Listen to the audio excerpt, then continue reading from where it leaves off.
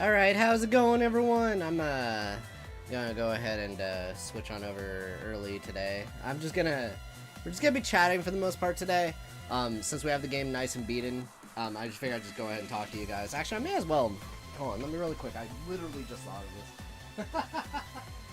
I'm gonna grab my copy of the collector's edition. There's some stuff I didn't really look at because I was obviously trying not to spoil myself.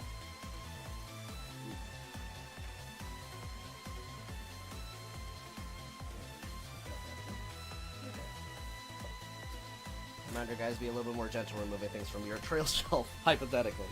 Okay, so there we go. We'll just put this stuff right here, and we'll put Mishy back here.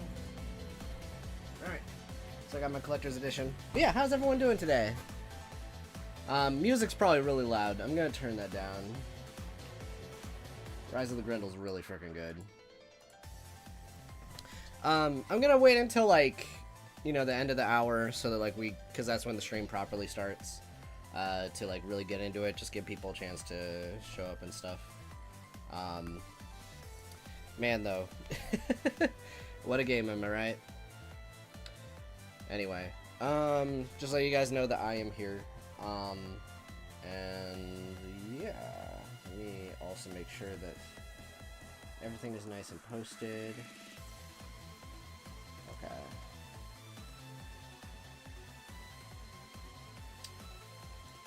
It looks like everything is up. Very cool, very cool. Also, as an aside today, if I still sound slightly out of it, look, I'm feeling the consequences of the 13 hours just a few days later still. It's okay. I'll be functional. It's just really funny and bad. But yeah, no, today is gonna be really chill. We're gonna be basically just talking about the game, my opinions of it. If anyone has any questions, I could definitely try and answer them. If I could just kind of go over things I like, dislike. I actually got that same tier list I used for the Trails anniversary stream, the chapter one, at the ready. So I might be using that today to just kind of talk about the story, chapter by chapter. And then, after I do all of that, maybe I'll do other tier lists. But I'll obviously, just kind of give my general thoughts on the game. And then see where I rank the game by the end of the stream for the time being.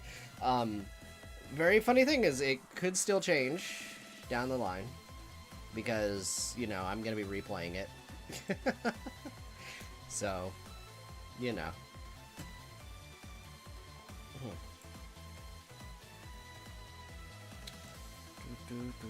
The song's a bop. I can now finally listen to the soundtrack of this game. I've been avoiding it while doing these streams. Yo, Amy, how's it going? Man, I dragged you into hell one last time.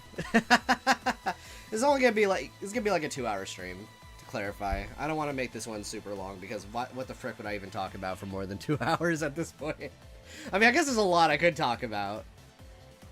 Going okay? That's good. That's good, that's good.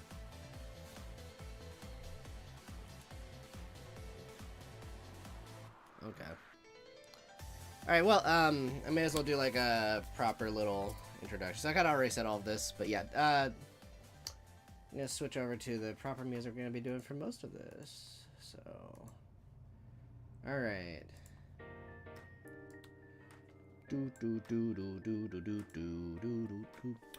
Okay, so, today we're basically just gonna be talking about Daybreak.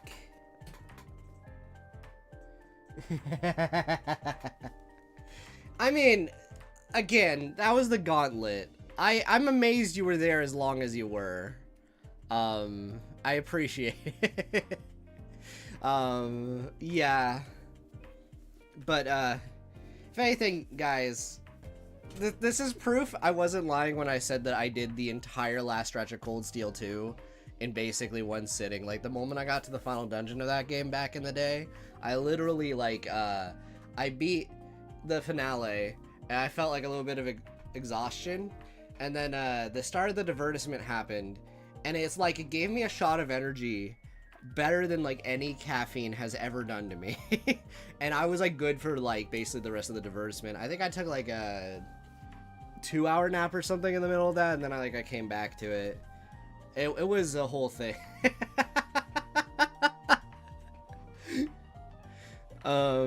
Yeah. So, but I screwed my sleep schedule so bad back then. But anyway, regardless, we're here.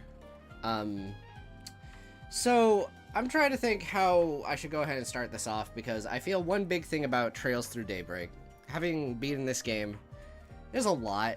There's a lot to unpack. This is like this sucker's easily the longest arc starter in the whole goddamn series. Like, I don't even entirely fully know how I want to, like, unpack. I mean, literally just unpack the plot. But, like, yeah. Man, this art's so clean, by the way. I'm so glad that they got the Crossbell artist back. But yeah, in general, though, it's crazy. This is the craziest arc starter in the whole series. To a degree that I think it's, like, in really good and in ways that I'm not sure how I feel about.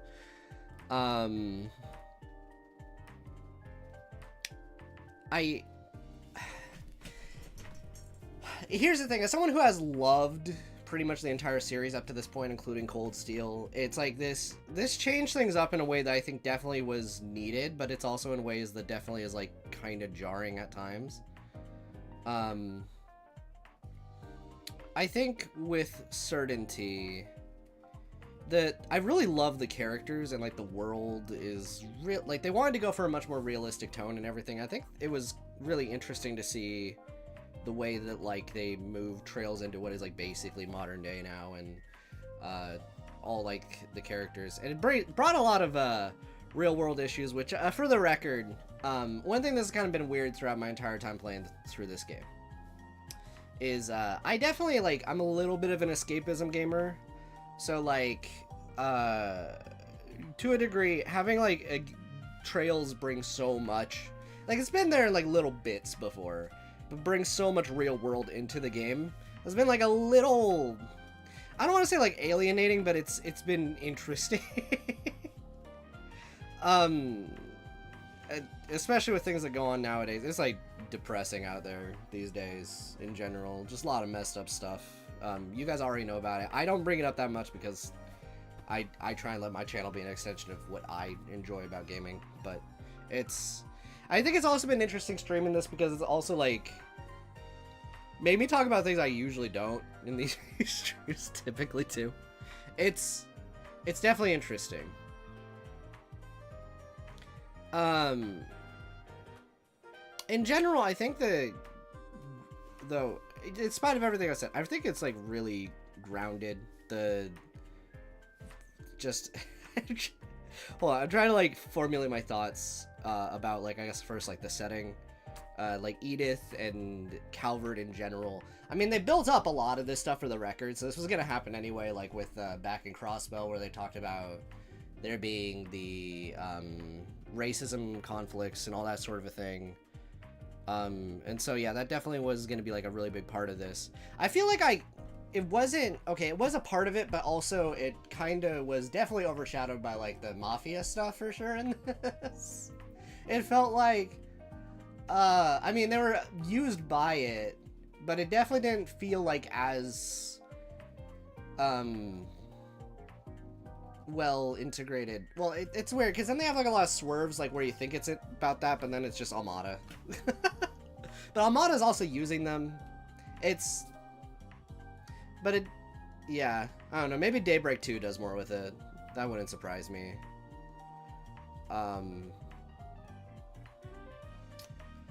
I will certainly say Almada. Okay, I may as well talk about Almada while we're at it.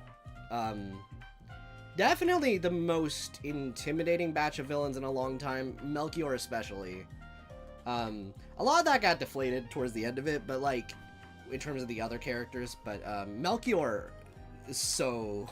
That guy is absolutely psychotic. just in general, I don't know. I was very entertained by them. I'll go ahead and say that I'm not partial to one type of villain or the other. Like, Osborn's unironically one of my, like, I don't know if he's, like, one of my favorite characters, but he's, like, in the upper half of the characters in the series for me. It's like, I'm okay with stuff like that. And, I also love Dieter Croy, and I love, you know, all these other characters. But, like, on the other side of the spectrum, yeah. I do love me a Weissman, and I do love me an Almada in this case, you know. To an extent. I would say Weissman is still a stronger character than any of these people, though, to a degree. There's some really cool stuff they could do with a few of them, but then they probably won't because they are hypothetically dead, depending on your actions, so these characters are probably never showing up again. Which is crazy, because there's, like, room for development, hypothetically, with, like, a few of them if you choose to spare them, but, like, this is a choice, that's for sure.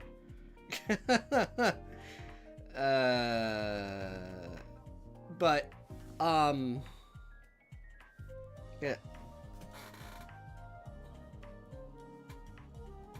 Yeah. No, that's totally valid.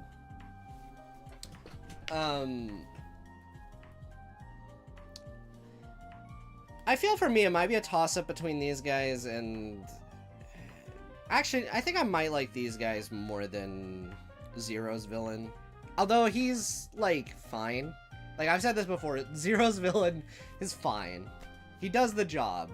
But he's, I will say that I never felt as intimidated by... Well, he's, like, in the shadows the whole game, to be fair. But I was never, like... I did not get any intimidation factor like I did from these guys. So, I really, really like these guys. Sure, yeah. I can agree with that.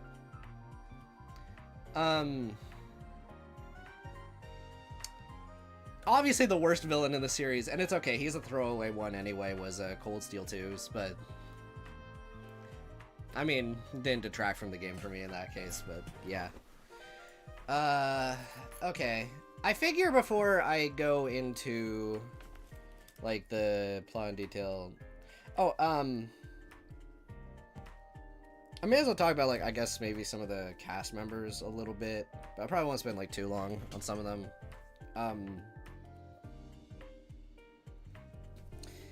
So, I will say this when it comes to, like, Van in particular. I mean, I should probably save him until I'm done with the spoiler section. We'll do what the game does.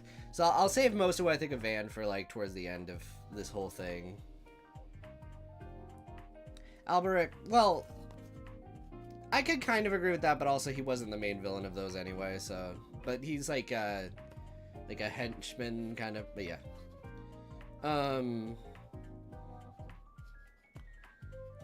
Okay, I guess... Well, I'll just look at this. So... I guess I'll start with, Fairy. I'll start with Fairy. Why not? She's really cool. I like her a lot. She's a goober. I love, in general, just, like... I like pretty much every Jaeger character for different reasons. But, like, I like Fee. I like Zeno and Leo and, like, how, like, upbeat they are. It's nice to have, like, Fairy, who's just, like, this... She's just, like, this little kid that... You know, she's taught how to do war things, but she clearly doesn't understand things. Sometimes I get Tita energy from her, where it's like, what are you talking about? It's, like, so funny. I like her interactions with Anya's a lot. Like, a lot. Like, I will still always remember at the police station at the start of the game where she's like, oh man, like, you can interrogate me all day, you can torture me.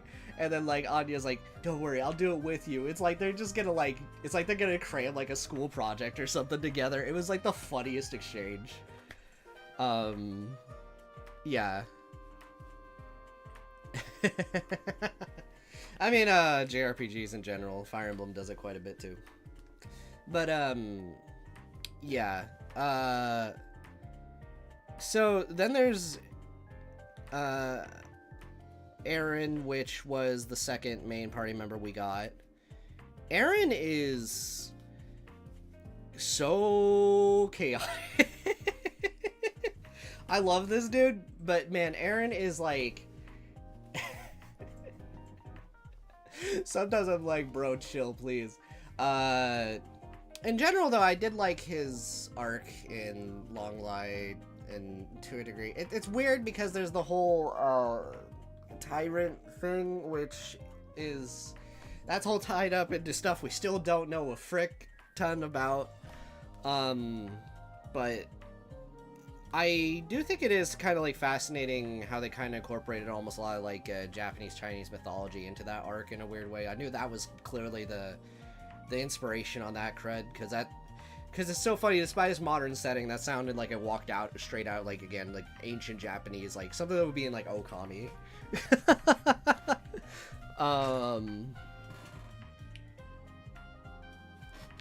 Yeah. I think, though, he definitely kept interactions in the game just kind of fun in general, and, yeah. Oh, yeah, the Ghost Girl quest in Edith. Was there anything special about that? I mean, like, I did that, obviously. That was definitely interesting and supernatural, but there's also been things like that in the series in the past. Like, I think there was the dolls in like Azure or whatever. So ghosts are a thing in Trails for sure. Oh yeah, yeah, that yeah. That was definitely like a very sad but kind of wholesome quest too. Okay. So, Resette is great. It's weird. Okay, the Marduk stuff. Oh god, the Marduk stuff. Alright, that part, it is so disturbing, the whole, like, stuff involving her, like, body. I don't like that. I want things to be better for her so bad. I don't know what's going on with that, what happened to her in the first place, what's all this stuff. I have 10 billion questions. I think that's my biggest problem with Resette. I just want to know what's going on, and I want you to no longer be like this. This is like painful. I really do love Resette. But, oh man. Also, she's cool. Like, I love me anime battle maid, and she has like a gun and all that stuff. Again, like gameplay wise, she kind of reminds me of a cross between Claire and Sharon, which is very funny. Also, like, she's fun. I just have 10 million questions. Okay. Now, I may as well talk about like Katra next. So personally, out of the main cast, I like Katra, but he's probably my least favorite. But that's mainly just because I'm waiting to see what's like going on with him. I have been told through the grapevine, a lot of what people think is going on with him is not what's going on with him because they played Daybreak 2. I don't know what that even means. That's why I'm choosing not to theorize or anything until I see that game. So I'm in a weird spot with him where I don't understand what's going on with that, per se. I will add, though, that Katra is a good boy. I really liked his whole scientist family dynamic a lot. And in general, like, I mean, again, he's just like a good kid.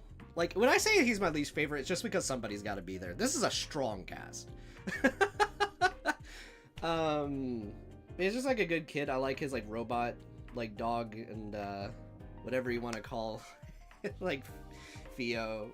Like, yeah.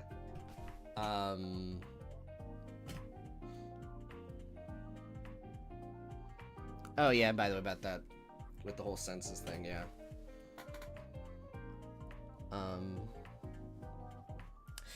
Very true. Yeah, it's weird because, like, because of magic being so good, it's like I then have to like split my magic resourcing abilities across all three of them. And also on my difficulty I was playing, it like kind of got risky because the boy was squishy. Thanks, Snake. Yeah, we're just talking spoilers and all my thoughts. But yeah, Katra was really fun. I liked him a lot, and again, Chapter 4 was probably one of my favorite chapters in the game in terms of just the setting and the characters and everyone's dynamics and all that stuff. And Professor Hamilton, she was really cool. I liked meeting her. So, alright. Judith, I feel I don't need to explain Judith too much.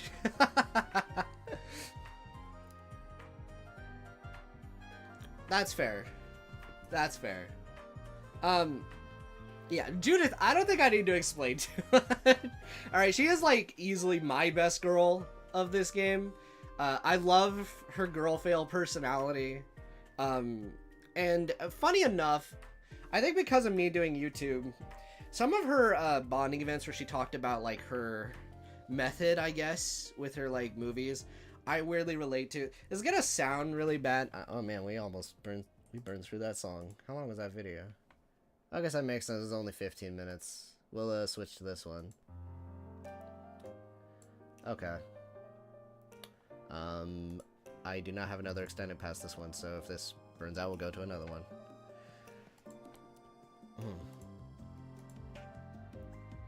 Yeah, that makes sense.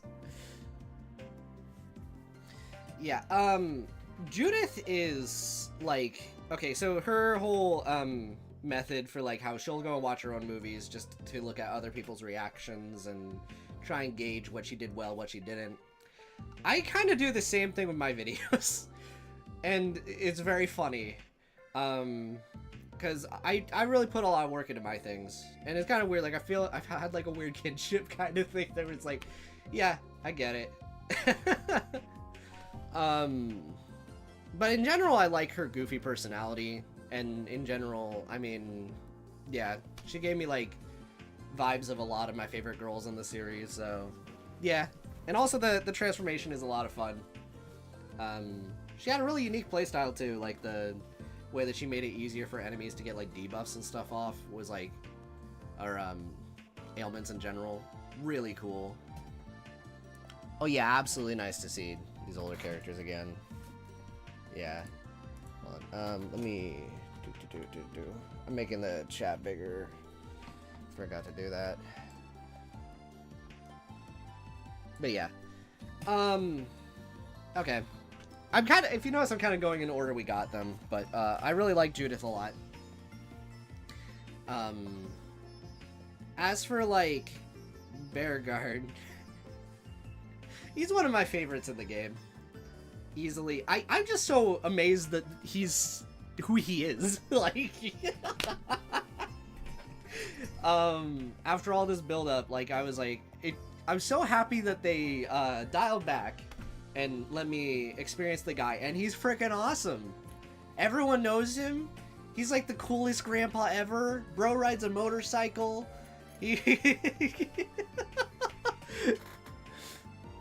And again, like I said this during my streams, but it really feels like after they hyped up someone for so, like, when, you know, you have someone that talks really well about somebody the whole time, and then you finally meet them and they, like, are the coolest person you've ever met.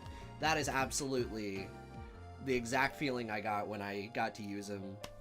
And I also really liked, again, kind of almost similar to the Katra thing, but just how many people look up and respect him and all that. Like, just really, really cool. I love him. I love him so much. I will say, I kind of wish... I know he was withholding things out of respect for Van, but there were times I'm like, you're here. You can explain things. Anyway, that's a broader thing with this game. We'll get there. But, I like him a lot. So then we have Anya's, which, I wanted to save for last out of talking about these characters, and she's great. Out of, like, all of the supporting, like, girl characters, which, I'm not gonna count Estelle because she was the lead, so there's not really, like, one for Sky. I guess, like, Ria's.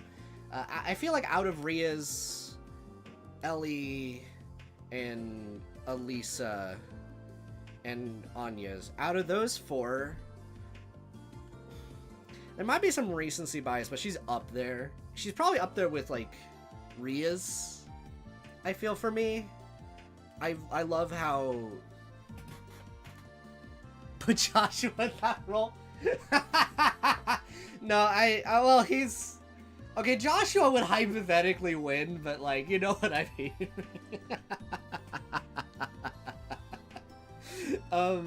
Joshua would win, but I feel Anya's like, I like her a lot. Just how she's able to like manipulate situations in her favor. She knows how to play Van really well. I like her in general, like, again, her goofy like chemistry with like Fairy. Actually, she has like really good chemistry with almost everybody in the group, I feel like. Maybe not like as much with Resette or like Judith, but like, yeah, she's really fun.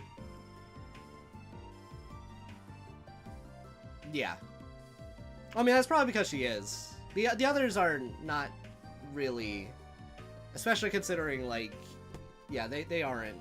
Those are games where very clearly they have a single main character. Well, I guess like Yuna might be the other comparison, but she might be floating around Yuna for me, actually, if we go by that logic, because actually I like Yuna a lot. I didn't even think about Yuna, but yeah, I guess for 3 and 4 she's like kind of the secondary main character. I might prefer Yuna, but like she's probably right under her for me.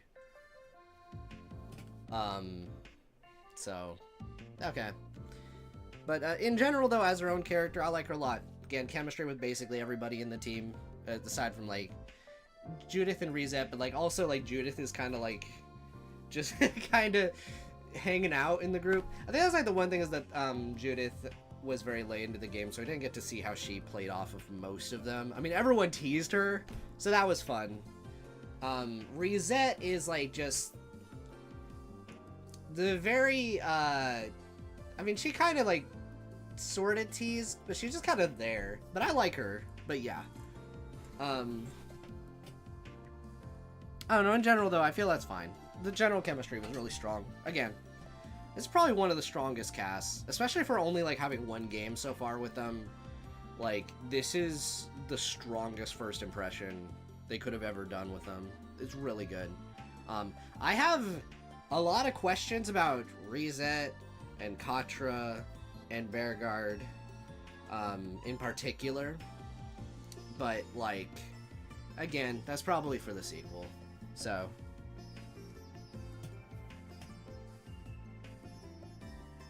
I mean, that makes sense because they also had to give time to the others too. But I don't know, I liked her. But okay, I'll go ahead and go on to talking about the plot a little bit. I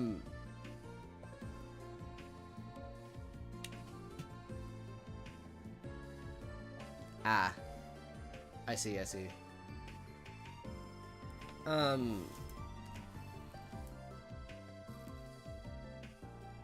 Is it like something that... Really? What? Huh. Okay. Okay. I don't know how I feel about that. But alright.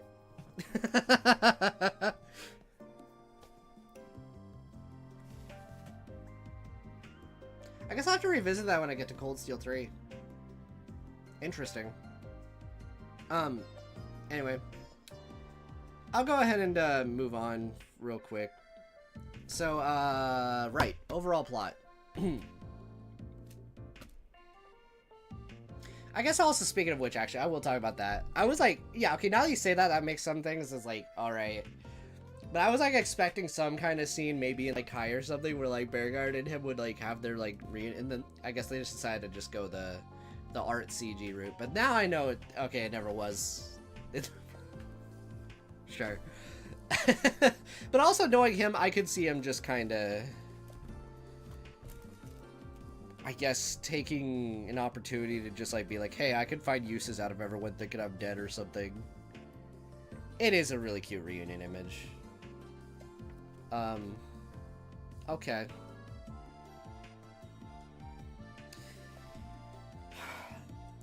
In terms of the actual plot, I think I have, like, mixed feelings. I think it's really good. There's just, like, a few things that kind of annoyed me about it. And I agree. I wish I had the whole scene there. It's funny, I've heard about and I've seen complaints of this game that some people think it moves too fast, and some people think it moves too slow. In my opinion, I think both are true, but different elements of that are happening. Because I think the main plot of this game is insanely fast. I would very comfortably say this game feels like if Falcom were forced to take Zero and Azure and somehow turn it into a single game on its own, I would not be surprised if the end product ended up being something similar to this. Now, I don't mean that holistically as a bad thing. There's just a lot going on.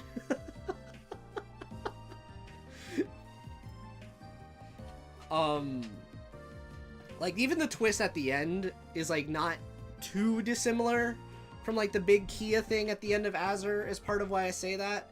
Because, like, the thing is, it had less build-up than the Kia thing, which is partially why I'm, like, mixed on it. I guess I'll get there.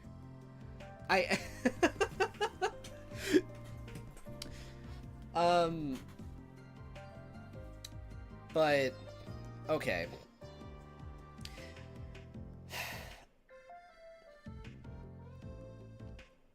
I will go ahead and say this. I think the weird thing about this plot, in terms of what they wanted to do, is... And this is like... I understand why they did it, but it's the fact that they decided to keep a lot of things about Van's backstory in the dark for a lot of the game, which for me, I feel like... And I know other people seem to have reacted different to this, but I guess it made me have a little bit of a disconnect from a lot of, like, let's say the E-Lane scenes, especially early on in the game. Because there'd be a lot of scenes where they'd be talking to each other, and, like, you could tell that there's, like, a history there. And I do like, again, subtextual storytelling. Like, you can kind of feel, like, the vibe that's like, alright, something happened between you two. And I just was waiting a very long time to find out what that deal was, though. But, in general, like, we got, like, little bits and pieces. And I understand why, because the ultimate, like, big centerpiece to this game's story is, like, Van's plot, which I would argue that's the slow part for me, because that's, like, the part that, like, you only get little bits and pieces throughout the entire 100 goddamn hours of this game. Yeah. I definitely agree with that. And so that's the part I would say is slow. The rest of it I'd say is fast. That part's slow. Because it's... Yeah. And it's also, like, the fact that in a whole lot of scenes, you have, like, a lot of characters where it feels like they're about to explain something, and then they just proceed to just not. And that makes some sense. It's very funny. This weirdly reminds me of, like, Persona 3. A problem I have with that game, and this could be arguably, considered realistic, I guess. But in that game, there's, like, a lot of characters that you get. There's a lot of characters in 3. But most of them, their entire character arc happens over the whole game at the same time. And so it's not like they have, like, a segment like, this is this person's chapter, this is this person's chapter. No, it's all happening the whole time. So you end up having 60 hours of game where you're just waiting for payoff. And then once you hit that 60 hours, it's just boom, boom, boom, boom, boom, boom, boom, boom, boom, because it's everybody's climax packed into the second half of the game. And so it's weirdly reminding me of that with, like, Van. Because it,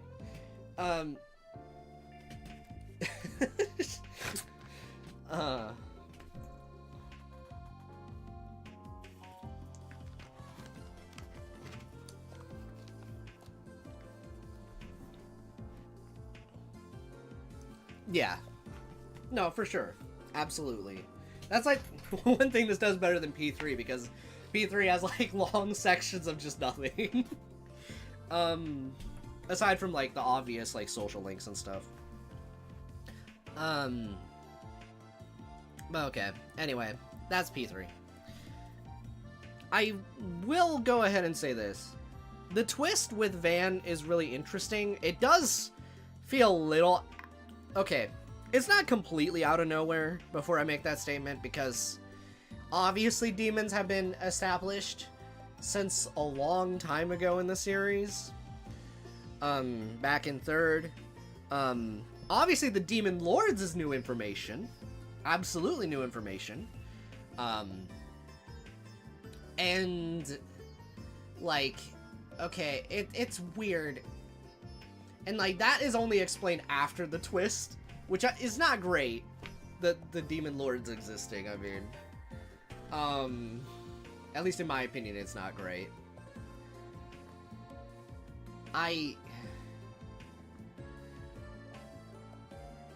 So...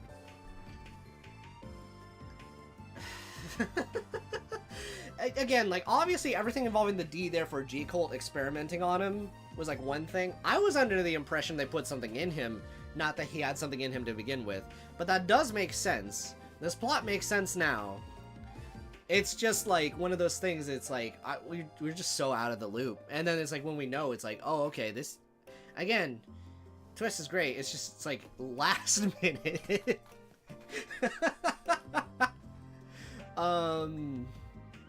But it does have really cool implications for, like, the rest of the series. It's okay.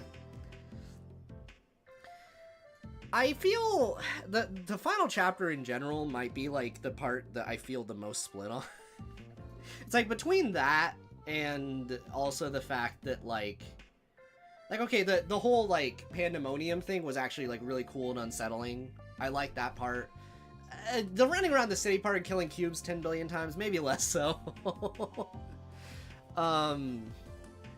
The stuff involving the characters, like, their trauma was kind of neat, but it was also kind of weird.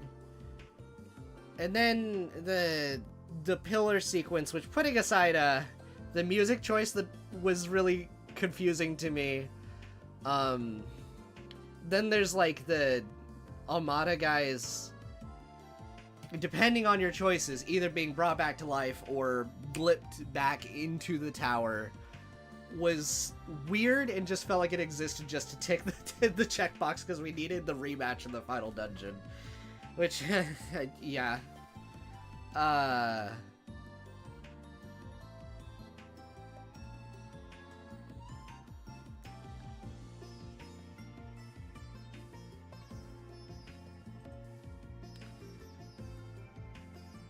There were a couple good things that came out of it. Okay, I think my favorite thing that came out of it is I got to see, like, an extended version of Judith and,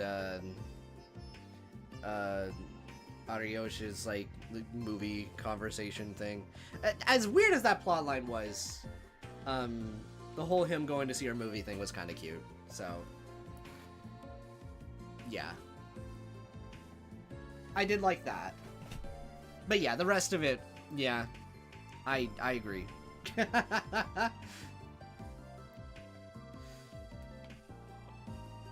I mean, like, it kind of respects your choice, but it's, like, bizarre. It's bizarre.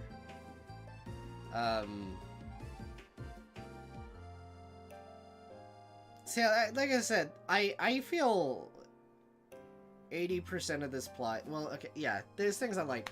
Okay, let's switch gears, because I think I've already kind of aired a lot of my, like, issues. I will go ahead and say this, though, despite, now that, like, I have the clear picture on, like, Van a little bit, I really do like, I mean, in general, he's a fun main character. It's fun to have an older one that is, like, a little bit more rough around the edges. In general, his, like, backstory is, like, really cool. I still kind of question the ways they handled it, like I said, but in isolation, that's really neat. Really makes, like, Agnes's dad out to be an absolute piece of garbage. And I still do have other questions. Maybe other questions will be answered in the sequel. But in general,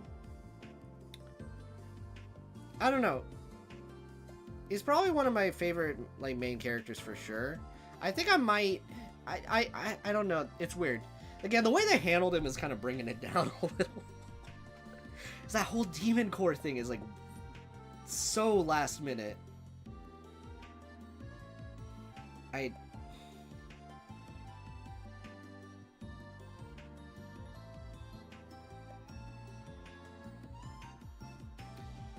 But as a character, though, I don't know. He's endearing.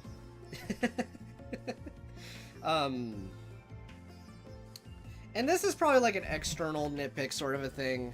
I'm not quite sure I feel it was necessary to have 3 main characters in a row with, like, the whole Kevin's, like, self-sacrificial thing. Like, I know people will bring up, like, with Van, they'll be like, oh, but they resolved it in one game. I'm like, okay, but, like, also, it feels like it doesn't have nearly as much depth as the previous 2 with it. Like with Kevin, okay, alright, here's the other fascinating thing.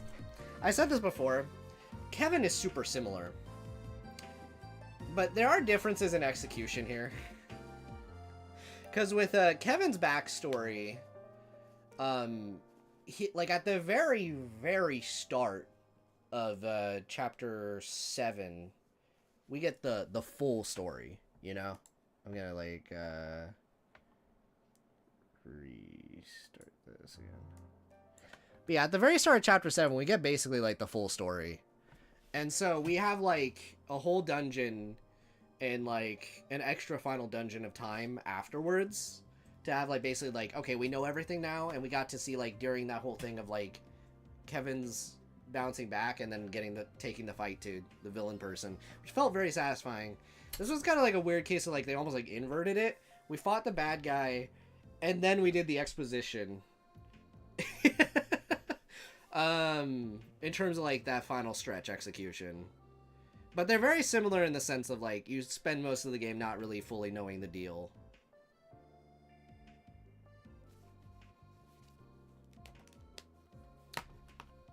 Because, like, they also have, like, a similar thing of, like, you have a character. So in 3rd it was Ria's.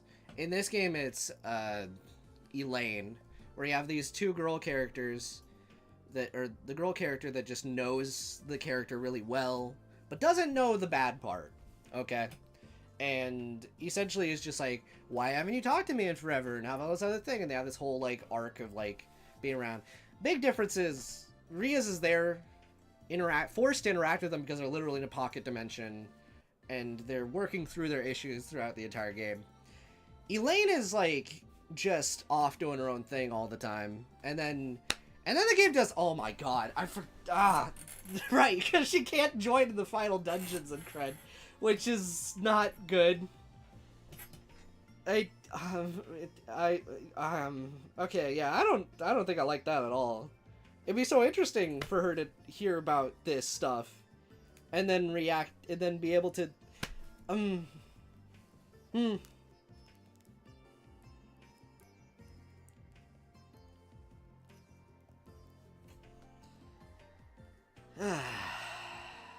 yeah. So, I don't know. I think that's, like, a big difference between the 2. And also the actual plot of 3rd was very short. Very short. So, you know, there's not a lot in between. Anyway, these are still a bit reductionist in a lot of ways. But it is interesting that there are that many similarities, I guess, between Van and Kevin specifically, I guess. A little bit of Reen, but not that much.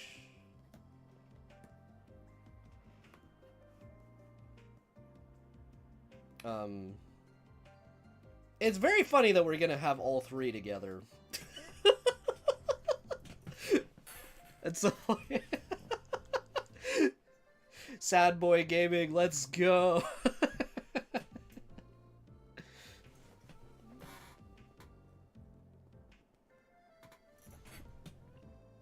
Yeah.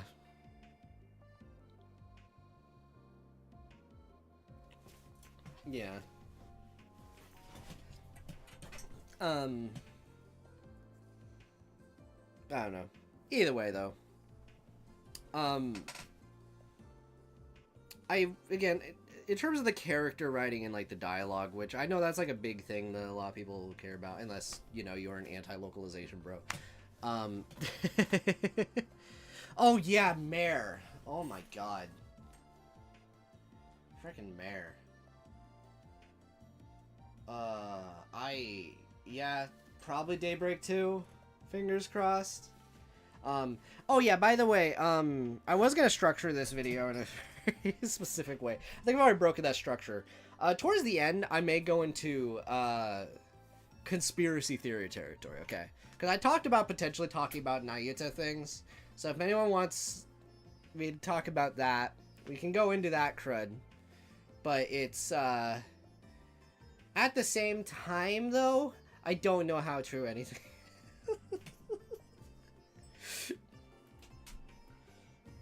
And I haven't played Daybreak 2, clearly, so I have no comment on that.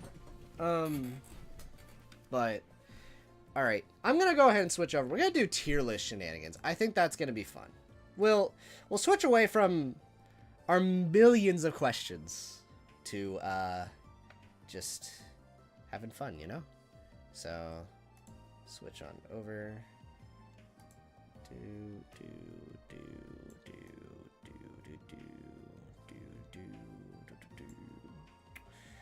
Okay, let me turn on my face cam. Okay, cool. So I'm using this. I guess I'm just gonna keep this from this is from my anniversary Trails anniversary stream I did. If you guys didn't catch that, you guys can go ahead and do so. You can see pretty much. Oh my gosh, one sec.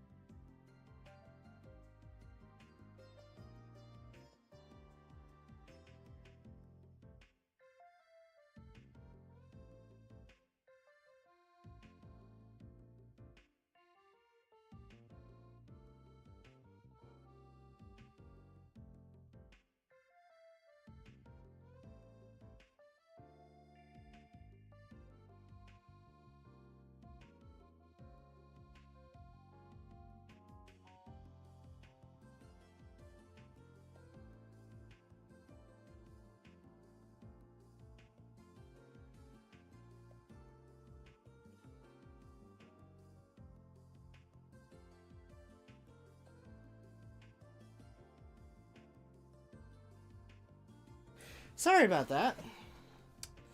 Alright. Whoops, sorry. Wrong one. Alright.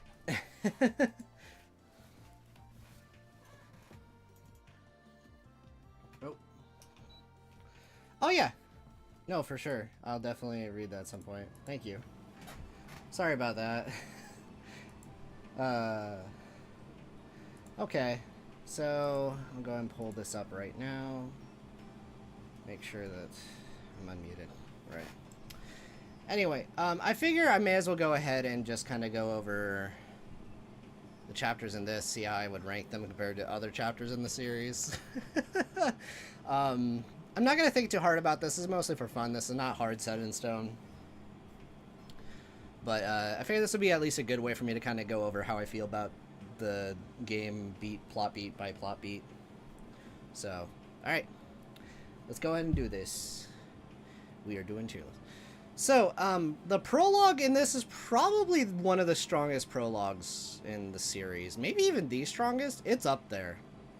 It's also one of the longest ones in forever. I really liked how we get introduced to, like, Van, what he does, Anya's, you know, her, situation involving her grandpa.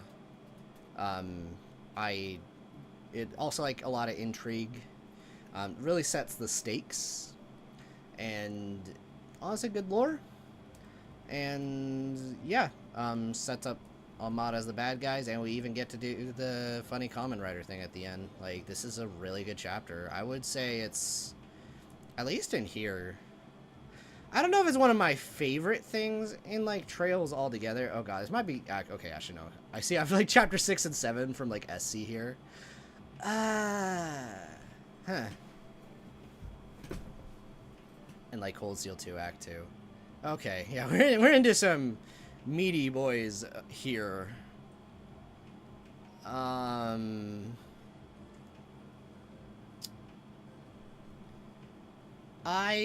might put it here. It's not like...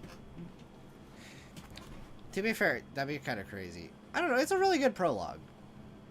But... maybe I'll put it around... I don't know. Here? Sure.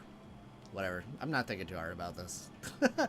Okay, chapter 1. Alright, that was the one in Trail, which, that's really funny in hindsight now. But I do remember at the time it was like, okay, we're going to, like, a farm village. This is pretty normal for Trails.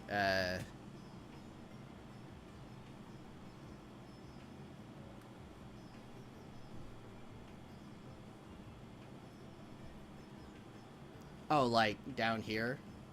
Yeah, they were. Yeah.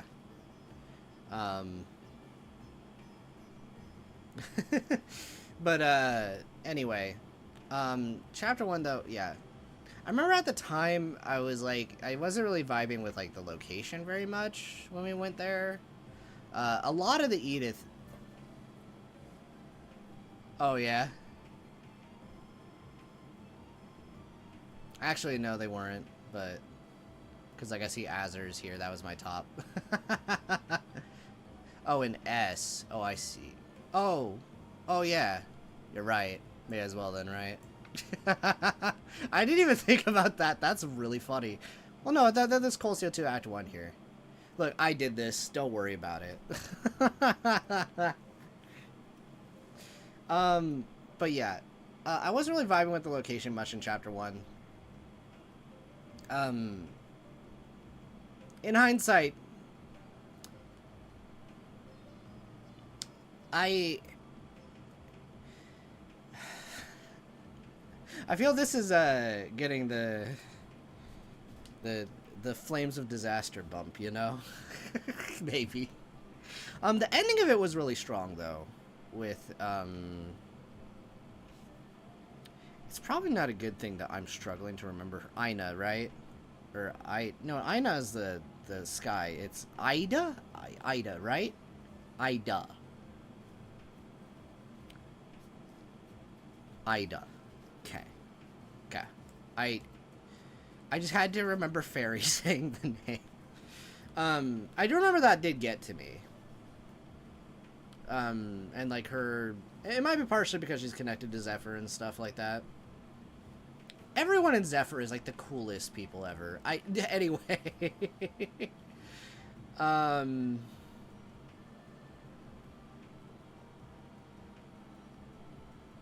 I'd say it's pretty solid. Because it's like, yeah, maybe like,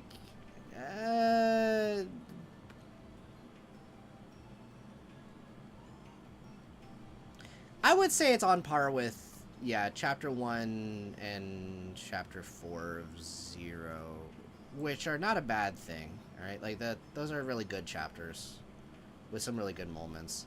Maybe, like, bottom of A tier, if anything. It is really good. Just like I said, I wasn't really vibing with the location very much, unfortunately. But, yeah, sure. We'll put it there. Chapter 2, though. Okay, that one was really good. In general, I really liked getting to see the Eastern Quarter. Yeah. And yep, I agree with that. But yeah, getting to see the Eastern Quarter was cool. All like the lore, the Japanese mythology stuff was really cool. Aaron's fun. Getting to like learn about like the martial arts of like Kunlun. The Tyrant thing is really weird. Still don't know fully what to think of that because I don't have context yet. But I think that was a really good chapter. I still don't. Aaron's probably got connection to demon thing. Yeah, I don't. All right. So I guess we'll put it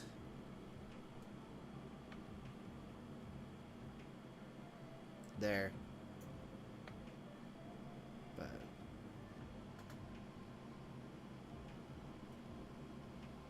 oh wow, that's actually kind of crazy.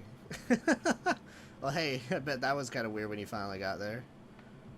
I'm debating whether or not I want to bump it up here or not.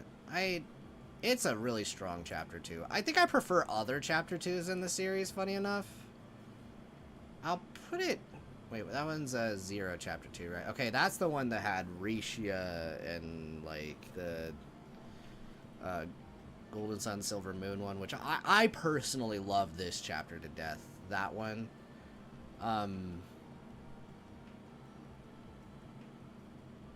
Yeah, I feel relatively comfortable putting it up there with it. I prefer Zero's chapter 2, though. I definitely have some bias there. But I like it a lot.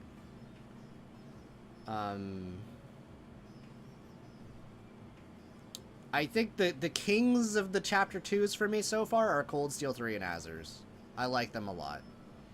It's very funny, though, because 3's chapter 2 is definitely a direct homage to Azure's chapter 2, but, like, I think they're similar levels of strong. So. Okay. Chapter 3. Alright, so I have some weird takes, because I know a lot of people do not like chapter 3. I have weird feelings, because I think most of it I liked more than chapter 2. And then that last act, it just went straight down in... I really liked Sarah and Shahina a lot. They're really endearing characters. They're some of my favorites in the game. I love Prince Sharid and Najee. They're great. Getting to see Judith and Nina. The whole film people, I like them a lot. Like, as far as the characters, Chapter 3 goes strong. Real strong. The plot's maybe, like, the more messier part of it, because, like, it's like, oh, we're gonna be dealing with the whole racism plot, and then it swerves and no, it was Almada all along. Although I did like, also, that, Dante's was just hanging out as a bartender the whole time. Like, I guessed it, but, like, honestly, though, I liked that twist a lot.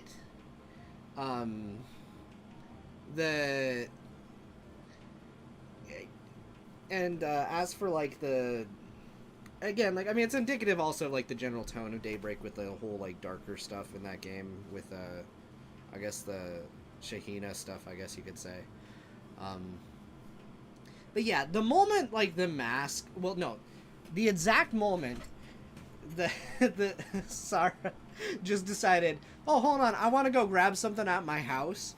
That and no one decided to go with her is the exact moment where I'm like, it just started to just go right down.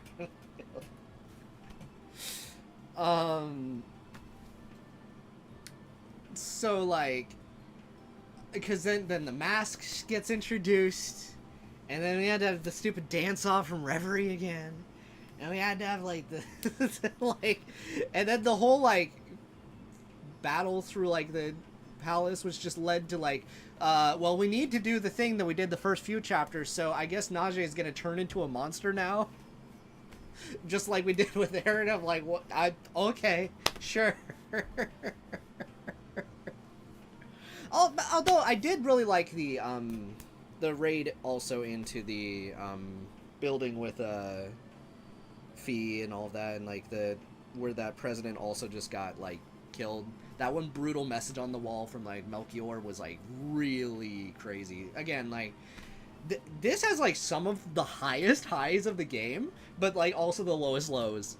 I really mean that. Chapter 3, I love like 75% of it, and then that last 25%.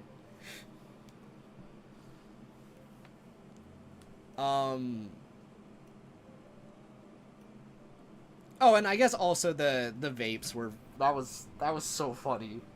That was so weird that was a plot line. It's so funny though.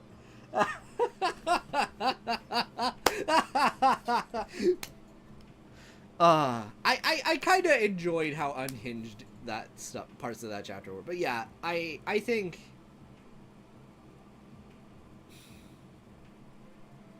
I'm just gonna go with how I actually feel here, but I do want to clarify. There's a reason this isn't gonna be high, but I don't think it's the worst thing in the world.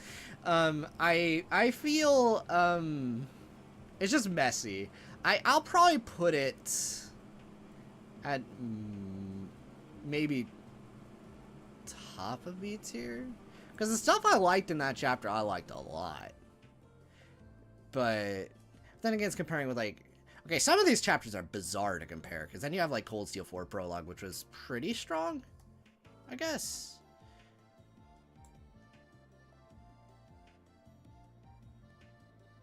Yeah. It's so funny. Most of the Edith sections in this game, though, they blur together. I said this earlier. This game is going to have the same problem as Cold Steel 1 for me, where a lot of the Edith halves of the game, because it's in the same location, I'm probably going to, with time, I'm going to get worse at remembering which chapter had what. I had that problem with Cold Steel 1, and I definitely had that problem with Cold Steel 3, and I'm probably going to have that problem with this game. Right, okay, that was that chapter, which makes sense because she shows up later. Yeah. Yeah, that makes sense.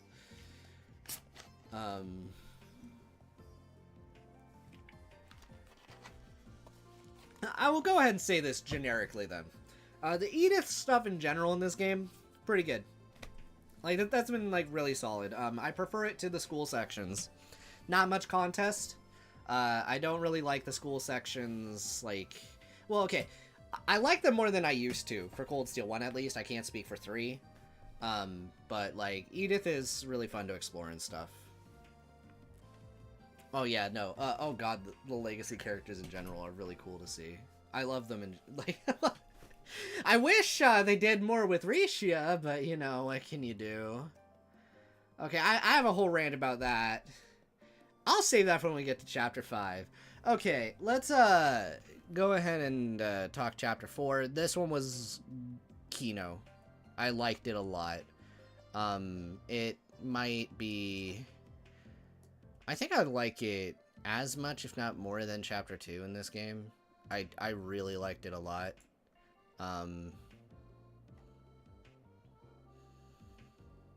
Yeah, in general, the stuff involving that family and all that stuff, I think I liked it more than Chapter 2, honestly. Maybe it might even be... It's also where the gameplay really started to finally click.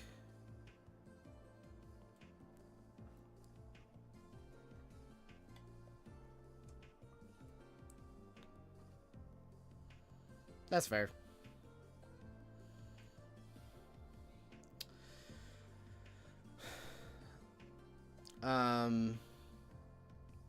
I don't think it, like... Okay, tropes in general don't bother me, like, too much, but... Yeah. Okay, so... Intermission. Alright. So... I liked it a lot. I have issues with it.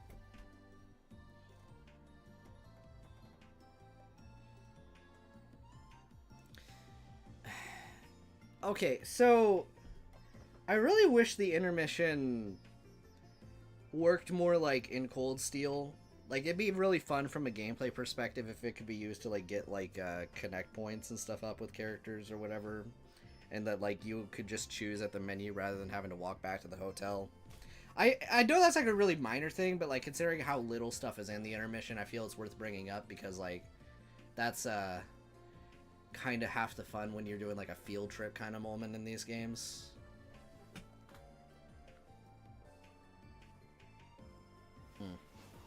I see. I really liked the intermission in general, though. I mean, it was a short. It's the intermission. I think there's intermissions I like better in the series, though.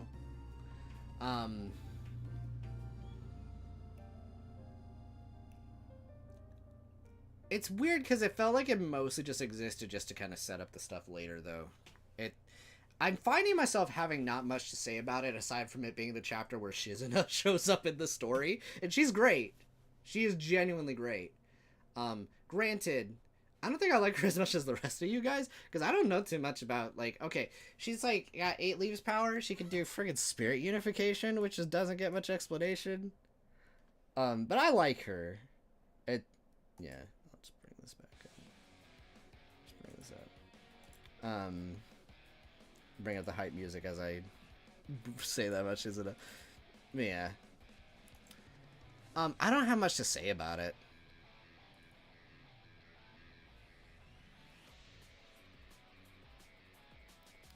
I mean, like, obviously, like, I finally got to have, like, Judith, like, joining the party in that wackiness. That I had fun. But she's definitely, yeah,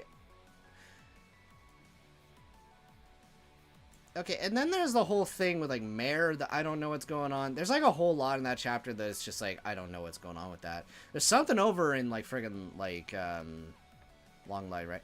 Like, that's, like, okay, what are you talking about, Shizuna? They're protecting. I guess this is Daybreak 2 stuff, right? I don't know what that's about. Yeah.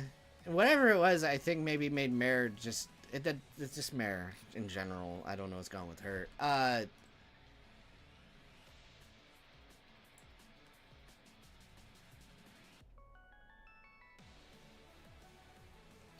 Yeah, I'm probably... Alright, so I see Azure's intermission right here. If that's my bet trick here, then this might go here. I don't know. I think this is, like, one of those things that this is going to be, like, heavily dependent. There's a lot of things in this game, but this chapter in particular are going to be heavily dependent on where we go next.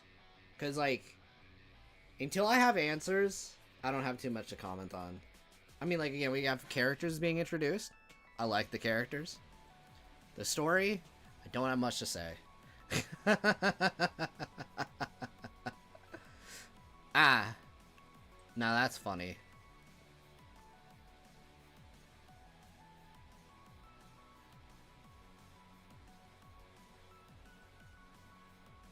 Yeah, I'll put it here because Azure's intermission had, like, a lot of fun gameplay stuff you could do for, like, getting characters, like, bonding points up and stuff. That too. Yeah. where we get the first introduction of the lost names. Okay. Yeah,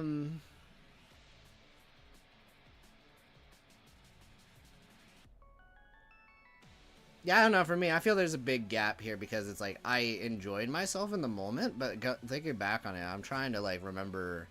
I mean, okay, like Judith's like little Bonnie moment with Yume was really cute. I liked that.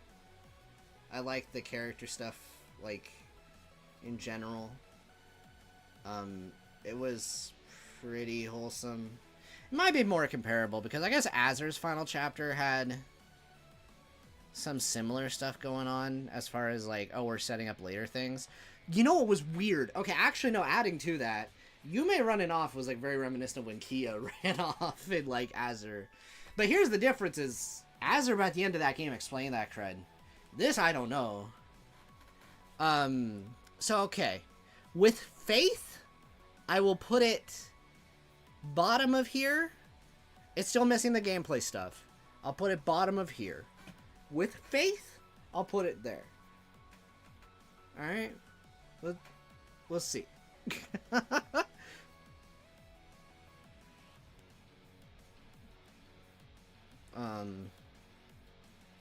Okay. Chapter 5. Let's go.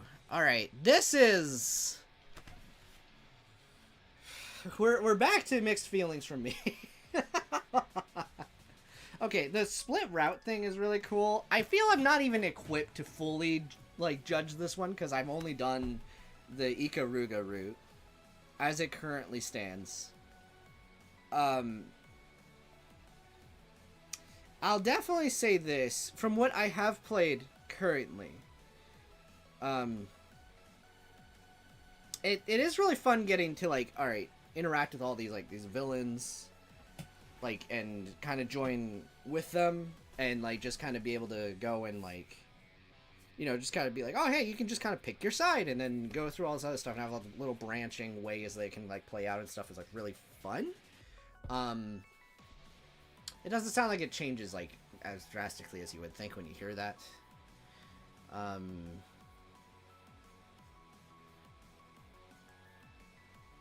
And yeah, I imagine that would be a thing. Okay, I can say this for sure, I don't like the dungeon. I really don't like the dungeon.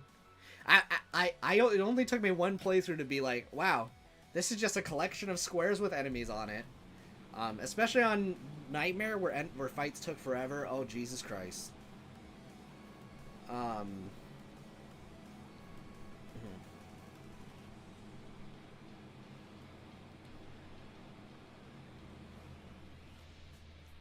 Oh, I've done the old schoolhouse. The old schoolhouse is 10 billion times better than that dungeon. The old schoolhouse had, like, puzzles where, like, you could, like, change water levels and stuff like that in, like, the later floors, or, like, move, like, walls around so you can kind of go up, like, elevation and then hit switches and all that kind of a thing. I think you did something like that exactly once in Chapter 5. Exactly once.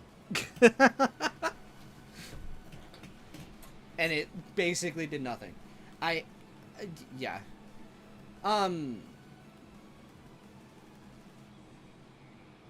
The town stuff was really good, though. Like, in general, the plot I liked a lot.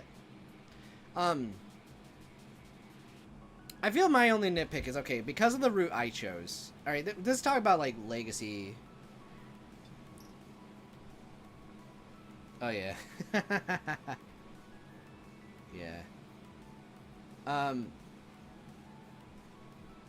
To be fair, though, if this isn't like a rock and a hard place situation because they want you to redo it like a bunch of times, well, they probably expect some people to redo it. So, like, I suppose if you made the dungeon like really complex and had to do the complex dungeon over and over again, then that probably would be a problem. And the enemies are there just to make sure you're leveled up. But man, if you choose Nightmare in particular, it's a slog. I'm not. But then you also want to have the fighting, so it's not just so it's not just like boss fight, boss fight, boss fight. I mean, maybe I'd be okay with that, but like,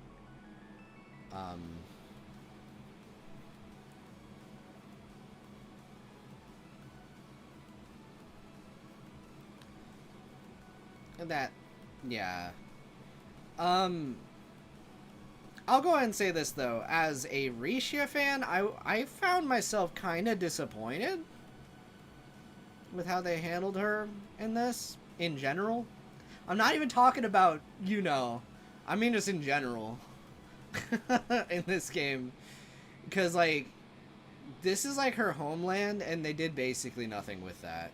The only interesting thing was, like, her Judith plotline thing, but it basically summed up with, oh, hey, you! Hey, you! Hey, did you know that we're best friends? Yeah, we used to do this stuff back in the day. We have our clan families. Hugs! And then we moved on. I'm like, cool. Alright. I'm glad that we dedicated time to Risha being in this game. I'm really glad that's here.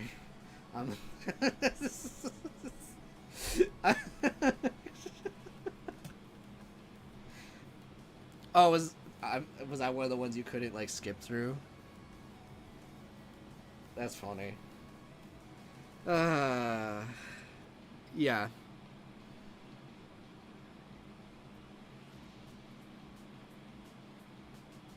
That makes sense. I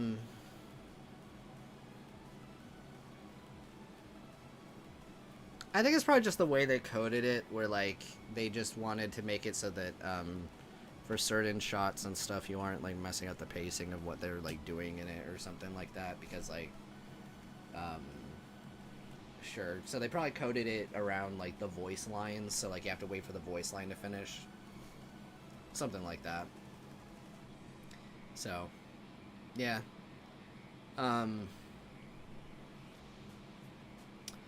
Anyway, okay, the choices, alright. At first I would have been like, the choices in this for, like, sparing them or not is, like, kind of cool. It's a little weird for continuity reasons, but that would be really cool. But now that the finale is a thing, I feel different about that now.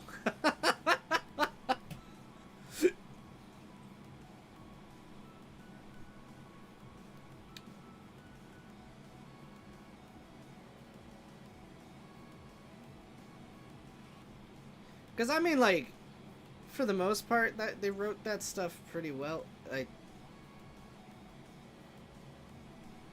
I don't know how I want to rank this one. I'm noticing you guys are probably noticing I'm being very critical of this game. It's so funny because I really like it, but there's, like, definitely things that have annoyed the frick out of me.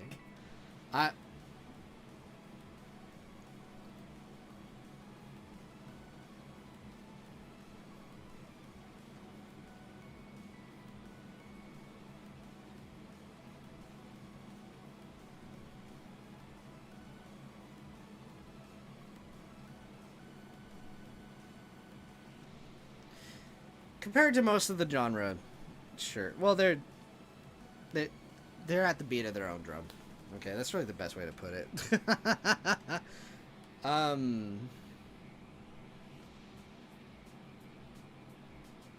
don't know. The highs of Chapter 5 were freaking great.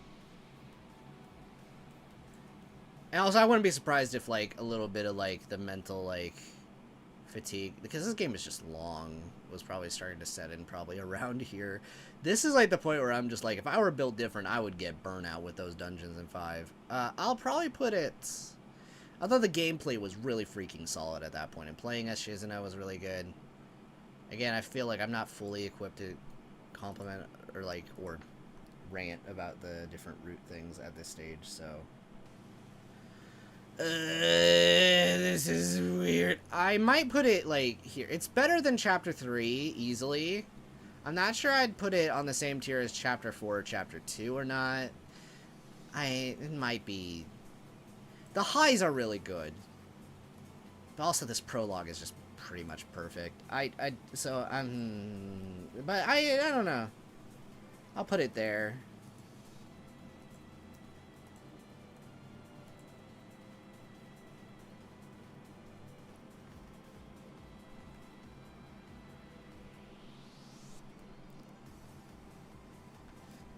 Yes. No, I absolutely agree. That's what I don't like, because I actually did spare them so that it was like, oh, okay. I mean, I guess they're back in prison, but the problem is, since you gave the option in the first place, they're just gonna not show up in the next game, right? Like, or at least maybe. I mean, maybe the save data transfer, but I have a sinking suspicion they will. I'm.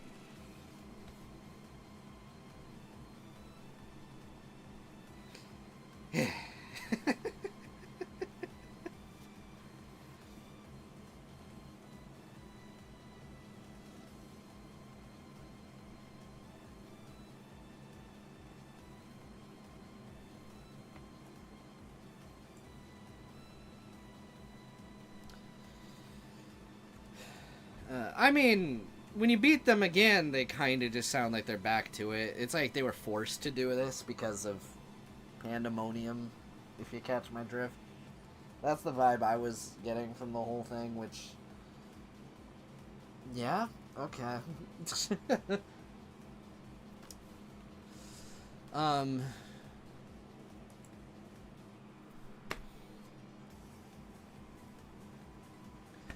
Alright. I need to talk about the finale, because I feel that's where everything I like and dislike about the game really does come to it.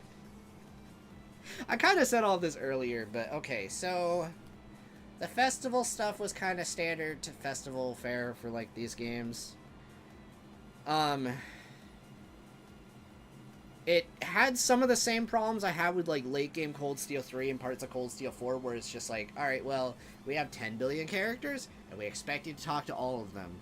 And so that made the festival go on for a long time.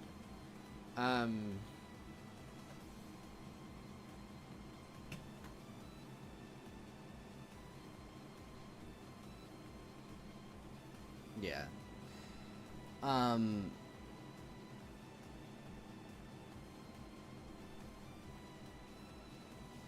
I don't know if I'd fully say that, but okay. The entire story and premise and all that stuff with Pandemonium and stuff, I actually liked that a lot. Like, it gave me, like, Dark Hour vibes from P3 a little bit. That was, like, really spooky and unnerving.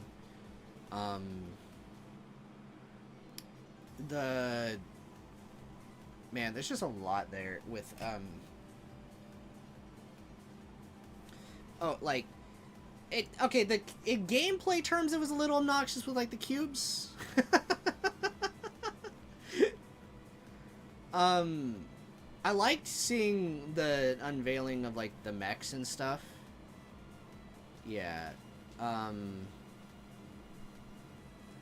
mean, again, that part's optional, so that part's fine enough, I think. But, with the dialogue refreshing. Yeah, I really like a lot of the character stuff in general. I keep saying this, the characters in this are so strong.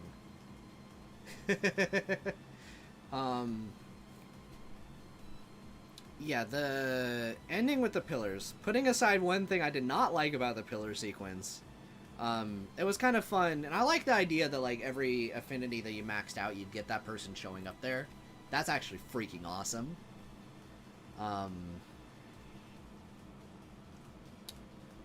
Like, that was sick. And also just friggin' Gramhart in a friggin' mech showing up and attacking that pillar was, like, the coolest goddamn thing ever. I liked that a lot. Then there's, like, this stuff I mentioned before. The Elaine not being able to go into any of the final battles was not great. I'm not Wolf Chaos now. I'm aware of that.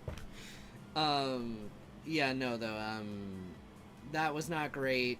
The revived Almada guys was not great. The Melchior and Dante's encounters, though, were great. The last few, anything involving the Grendel in the last stretch was hype incarnate.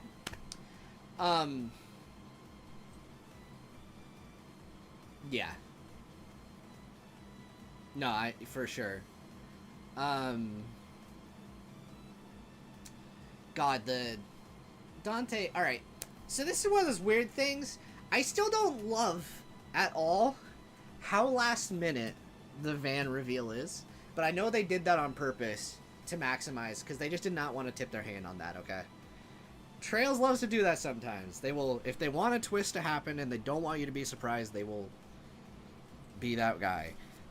I definitely will say, though, I kind of wish there was, like, at least a mention in the game of, like, demon lords somewhere in the plot beforehand. Because that would have made the reveal with Van feel a little less out of nowhere.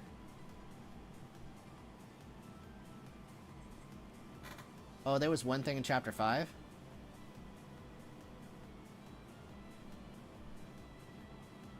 Okay. Well, yeah, but yeah, I guess that was a case of me not really understanding what that meant, but I guess fair. I see.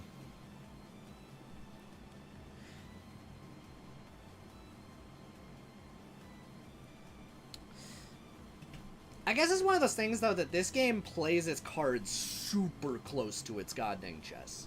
Like, I'm usually good at picking up things. This game's very good at, like, like, my radar not picking up on what things mean. Like, I did pick up, and, like, okay, it was experimented on by the D, therefore G cult. But, like, that, I didn't, I would never have gone to, oh, hey, he is a king of the demon realms, or connected to one like that. Like that, I was like, that's a thing? Like, these exist? And they could just be attached to a person? You're telling me a lot right now, at the last minute game.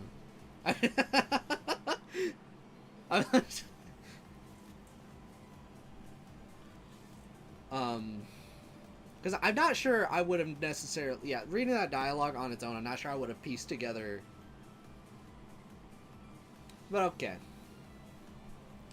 I have said this before, I got the vibes throughout this entire game. This is going to be one of those games, it's better on playthrough 2 than playthrough 1. When you know everything that's going on, every emotional beat's going to hit, every piece of foreshadowing is going to click, and every single, like, thing like that. Playthrough 1, though, it's like, you are in the dark for so long.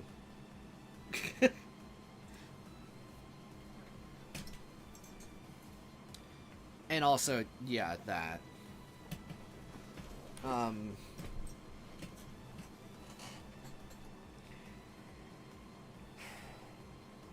But I mean, who knows? Again, I will be doing a repeat playthrough because I'm gonna have to do a review on this game eventually, so.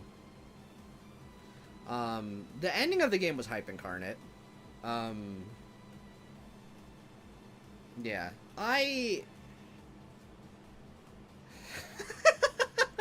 It's funny, the longer this goes on, the harder it is for me to rank these chapters for me. I feel, it's...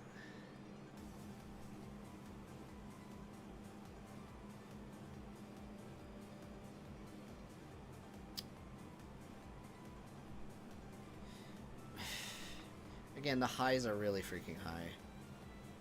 I might...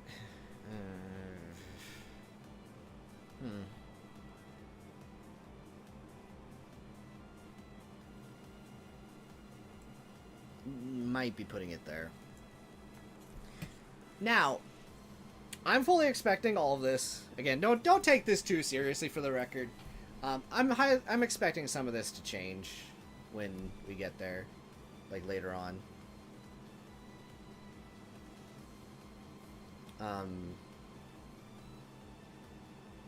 Yeah. Again, I'll be doing a replay at some point. But okay, that is a good way to kind of go over the entire story. I feel like I've made it very clear I'm mixed. There's a lot of things I love about this plot, but I really feel like there's some things I don't love about it.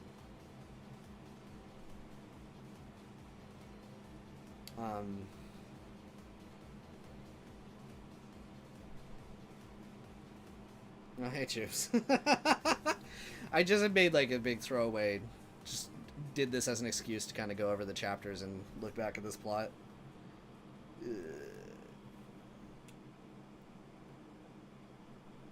Oh. I feel the game holds a lot of its cards a little too close to its chest for my liking sometimes. Like to a degree that, specifically with Van, it felt like the ending of it kind of felt like it came a little out of nowhere to a degree. And that there's like some execution of some things in general. There's a lot of these characters. I mean, obviously there's going to be a sequel to flesh out the other characters, of course. But it's definitely like a case of, it feels like it's like standalone enough that maybe I just notice it more. It's been a bit. I love a lot of things about this game. At its highs, this is like probably my favorite, but at its lows, it's like I like most of the series more. And also as like a fan of everything Trails before this, there's parts of the game that are definitely like alienating at times with like its shift in like tone. Because like I really liked the really like upbeat, like cheesy, like vibe from like a lot of the previous games, and like the but I also am welcome or like open to like, you know, each arc doing their own thing and having their own vibe. This one definitely was like the most radical shift in like almost every department, whether it be like combat, story tone, setting for sure, tackling of like themes, like going all in on just like representing the real goddamn world this time is like weird.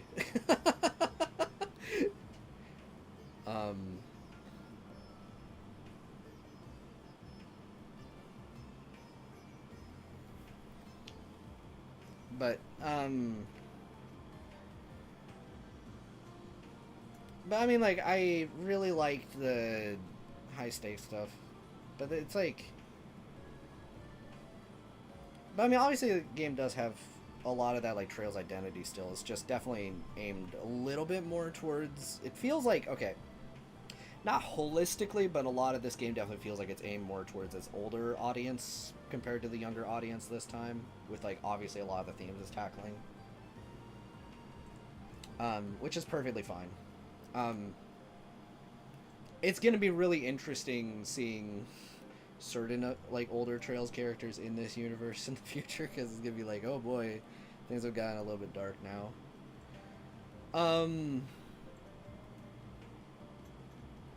I will say I've never been like hyper attached to like characters dying all the time. Like I love Cold Steel, and like I obviously, okay, there's one character I was peeved by, but like 4 saved it for me. But like, yeah, the deaths in this were pretty brutal. They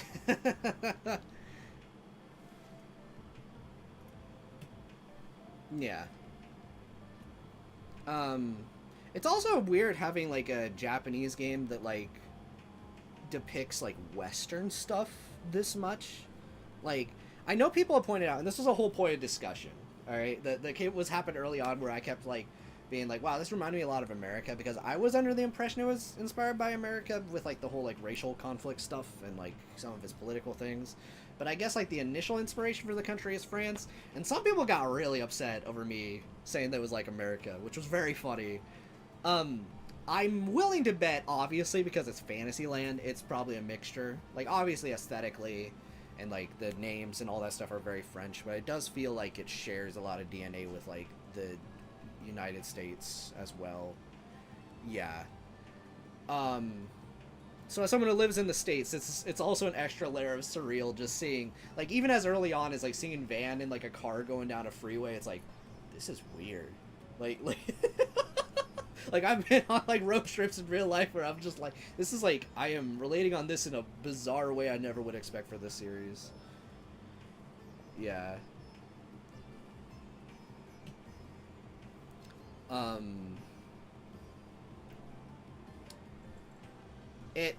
It's, like, also, like, crazy how it's also evolved to the point that, like, I remember back in Trails from Zero where they were talking about, like, doing hacking shenanigans to try and like pinpoint like what was it, like Ren's location, and then like in this, like when they're talking about computer things, now that I've taken computer science classes, I'm like, they actually know what they're talking about a little bit for once.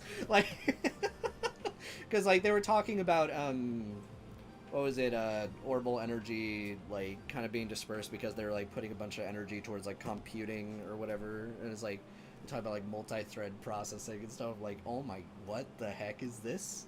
Or, like, things like, it's weird.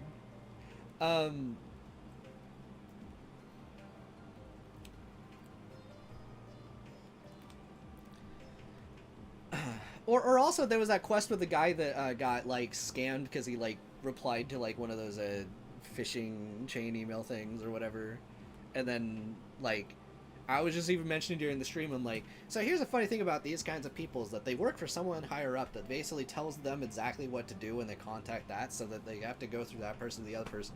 And lo and behold, the game actually did exactly that, where the guy we talked to actually had a boss, and the other guy didn't know what he was doing, which is why they found his IP address. The fact that I can say all this is insane. It's...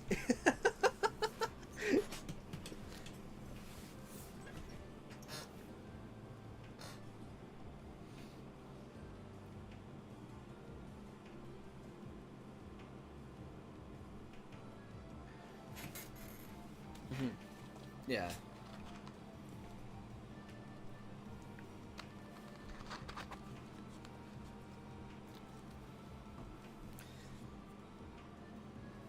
Well, yeah, I mean, he also said similar things in an interview he did with I think it was like RPG site or something the other day when he came to Anime Expo or whatever.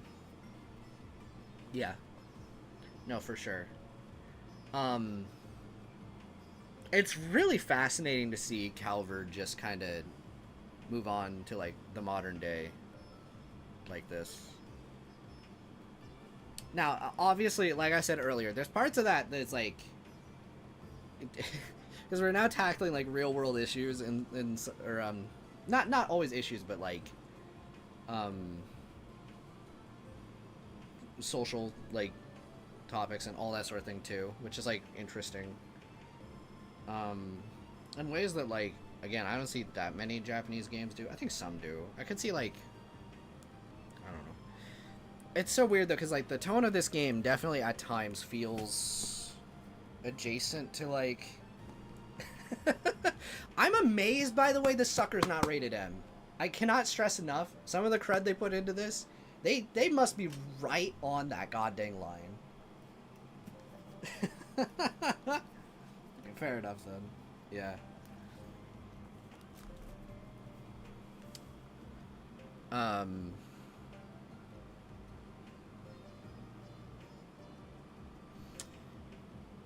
Yeah, I mean, overall, I'm definitely interested.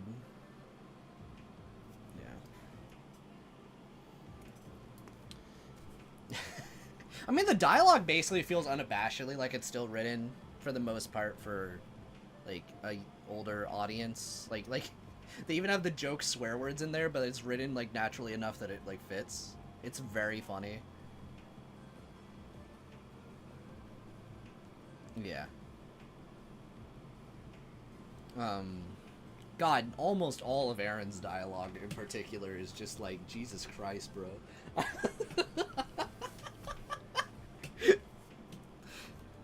Bro is unfiltered. I still will always love that moment with Anya's in the car where he's just like, just talking about just like the hot spring, and then Anya's all just like, Aaron, please stop talking. He's like, yes, ma'am.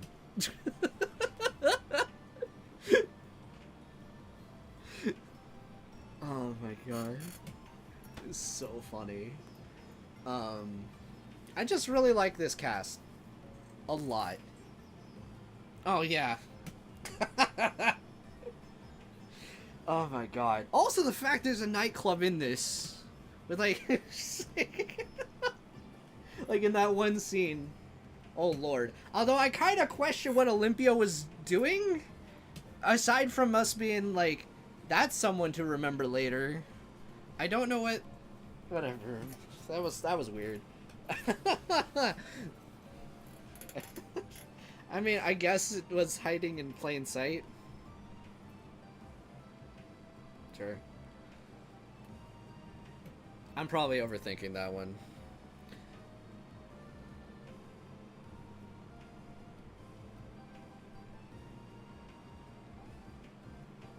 Yeah, I mean, my only problem with Aaron, sorry, not Aaron, with Van as a main character is more just, again, the way they handled his backstory. I feel that does bring it. It's hard because that's not his fault. It's more just, again, them playing those cards way too close to the goddamn chest until the last minute. But as a character, I love him a lot.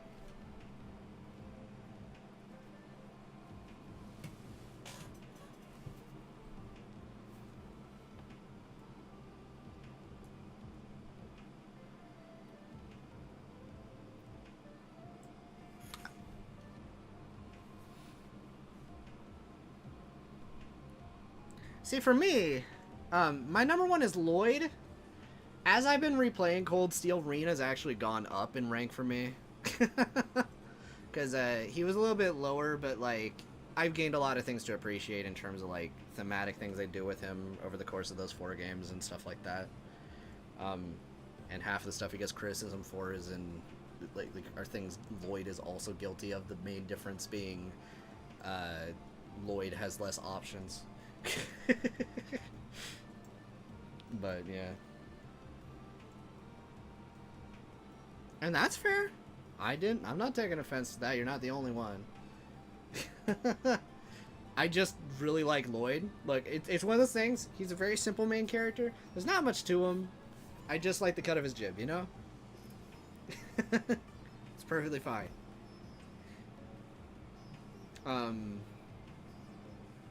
Oh, no, my second place is either Estelle or Reen, I feel. When I finish this whole saga, I'm going to have to stop and think about it. The one thing that sucks is there's so many games, and they're so long, is I'm going to hit the point by the end of this where it's like, I'll go and compare, and then it's going to be like, oh god, it's been 2 years since I played Sky. Or longer. At this rate, actually. It's currently 2 years since I did the Sky videos. Which is... oh my god.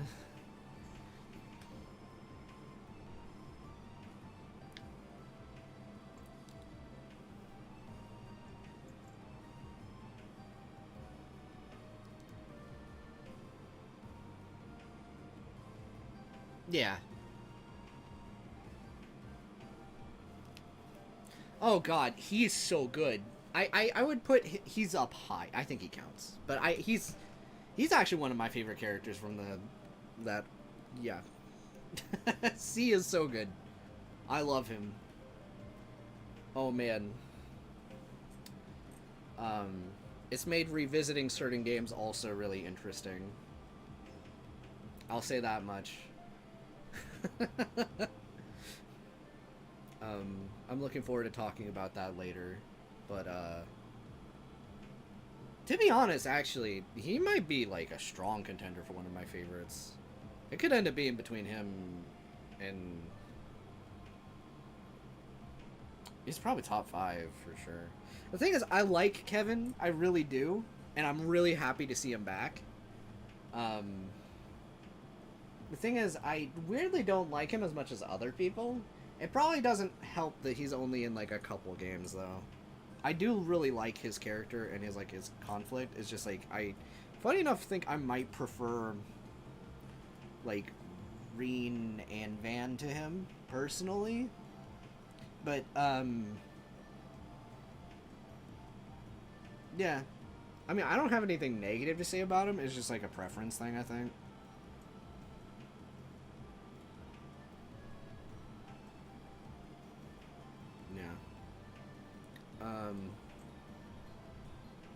Okay, anyway, so I could go into going into conspiracy theory territory here. I was thinking that'd be a fun thing to do at the very end of the stream to kind of cap off the whole thing, and we are approaching 4 hours, so this might be potentially the time. Just from where I'm at in the game, in the series, I don't want anybody to talk about Daybreak 2. I don't want anybody to talk about and also, I have played Nayuta. I'm probably going to talk about Nayuta. If that bothers you guys that I'm going to talk about Nayuta, You should go play the game. It's really good. Okay.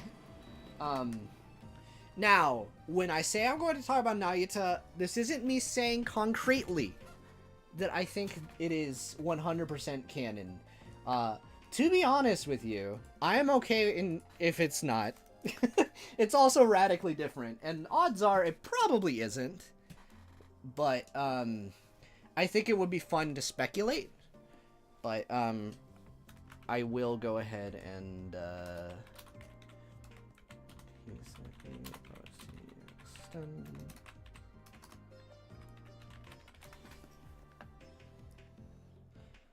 okay, let me pull this up.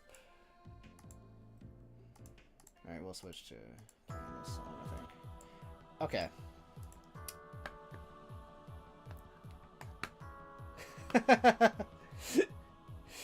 Okay.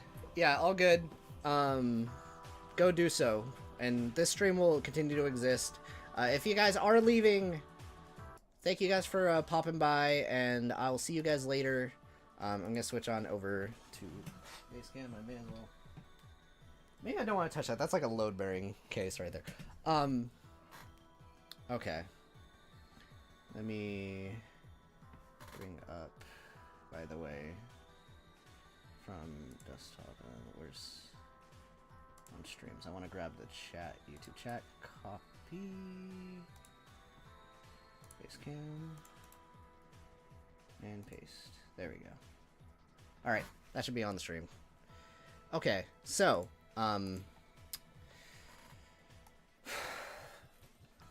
so, first of all, I'm gonna avoid talking about Nayuta for a little bit. I feel the main thing we need to talk about is probably this, like, weird Demon Lord stuff and the Divergent Law things, because that's, like, the big overlying question mark, and maybe by extension Ouroboros, because this stuff is, like, connected to each other in some way. Okay. These are, like, things that are on the table. I have no idea how they connect, is the big thing. Because, like, clearly going off, like, what McBurn says, this whole Divergent Law is that, like, and they have this whole thing about no one can leave Zemuria. Or at least it's, like, this weird, like, passive thing. Anytime someone tries to, like, some force stops them from doing it. Which is apparently the same thing as the power that, like, the Grandmaster used to make Luve's sword. It's said in second chapter that, like, they used, like, the Divergent Laws to, like, do that. The Kernvitter. So that's, like, made with this weird power thing. McBurn, when he talks to Reen about his ogre power, like, refers to Reen as being mixed. And when I replayed Cold Steel 2, in that game, he elaborates a little bit. And with the information I have now gave me a little bit more insight, which is partially why the Shizuna thing threw me for a loop a little bit. But, like, I think I've figured out what's going on with that. Was the idea that he was referring to, like, when something unnatural is, like, done to your body that, like, normally should not be possible or something, it can allow you to tap into powers or something like that, which clearly in this case is referring to that heart of his, which shouldn't be there. So I'm thinking whatever they did in Cold Steel 4 broke a Divergent Law, which is probably why I guess his ogre power must be, like, tapping into it.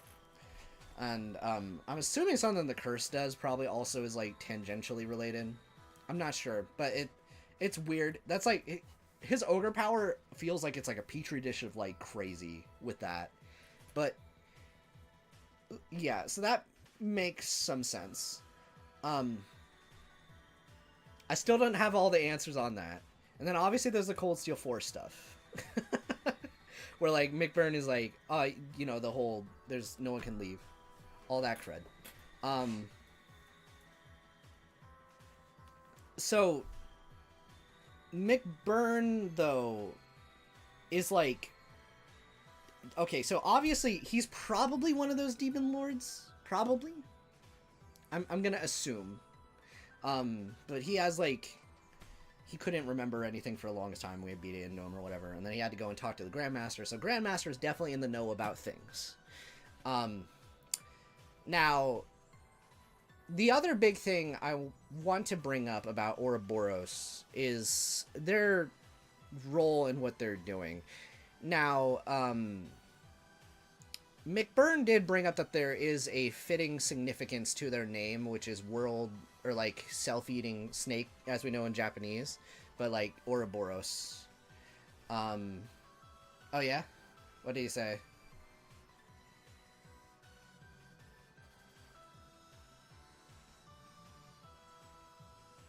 Um,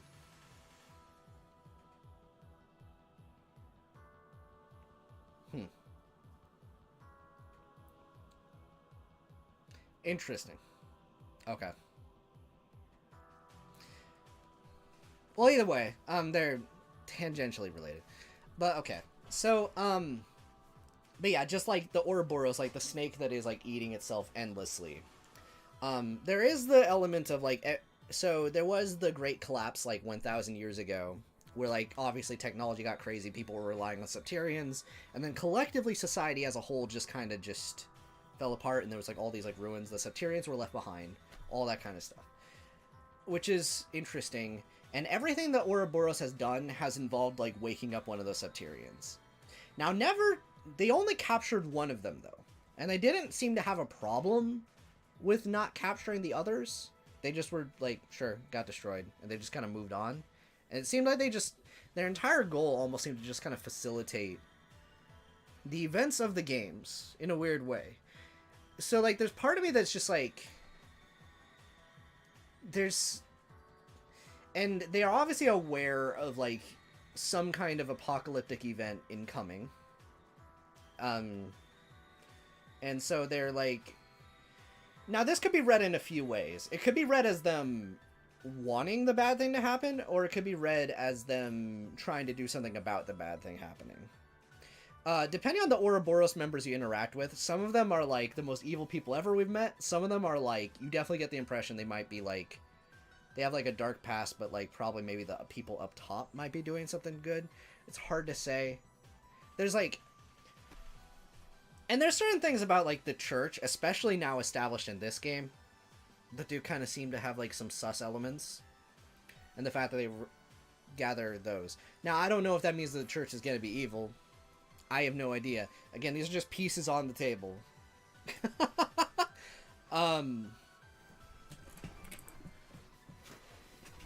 Mm-hmm.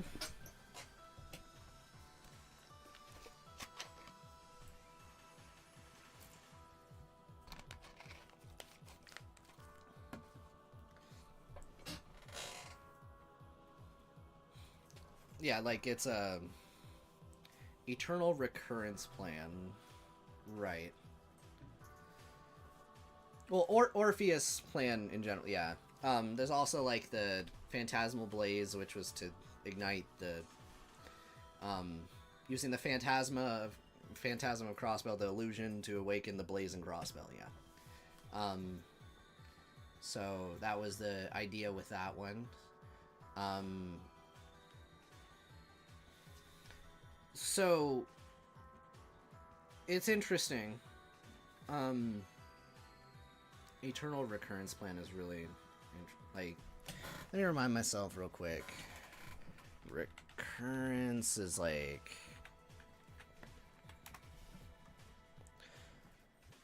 a new occurrence is something that happened or appeared before. So yeah, just something existing over and over. Yeah. Right. So,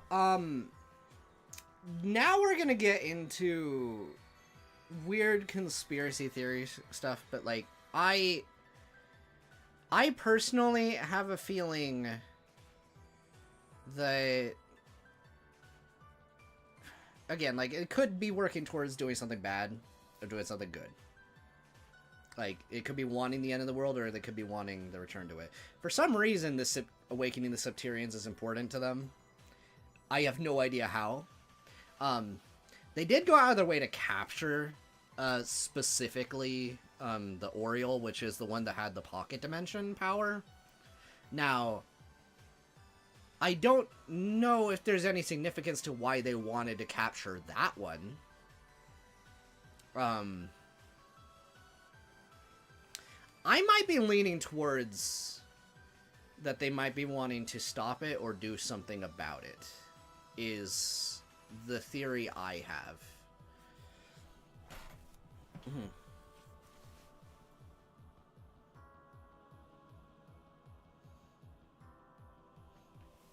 Right. Interesting.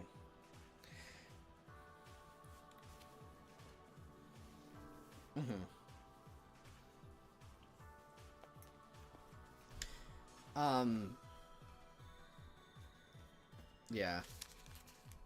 That's very possible. So I think they might be, or at least the top brass of the organization probably might be having, like, an intent that might be, like, for good, but it requires them to work with the underbelly of the world, as it were, to get it to happen, is my guess. Now, I will say, the one thing that makes me, like, is the fact that you have people like Mr. Oathbreaker is, yikes.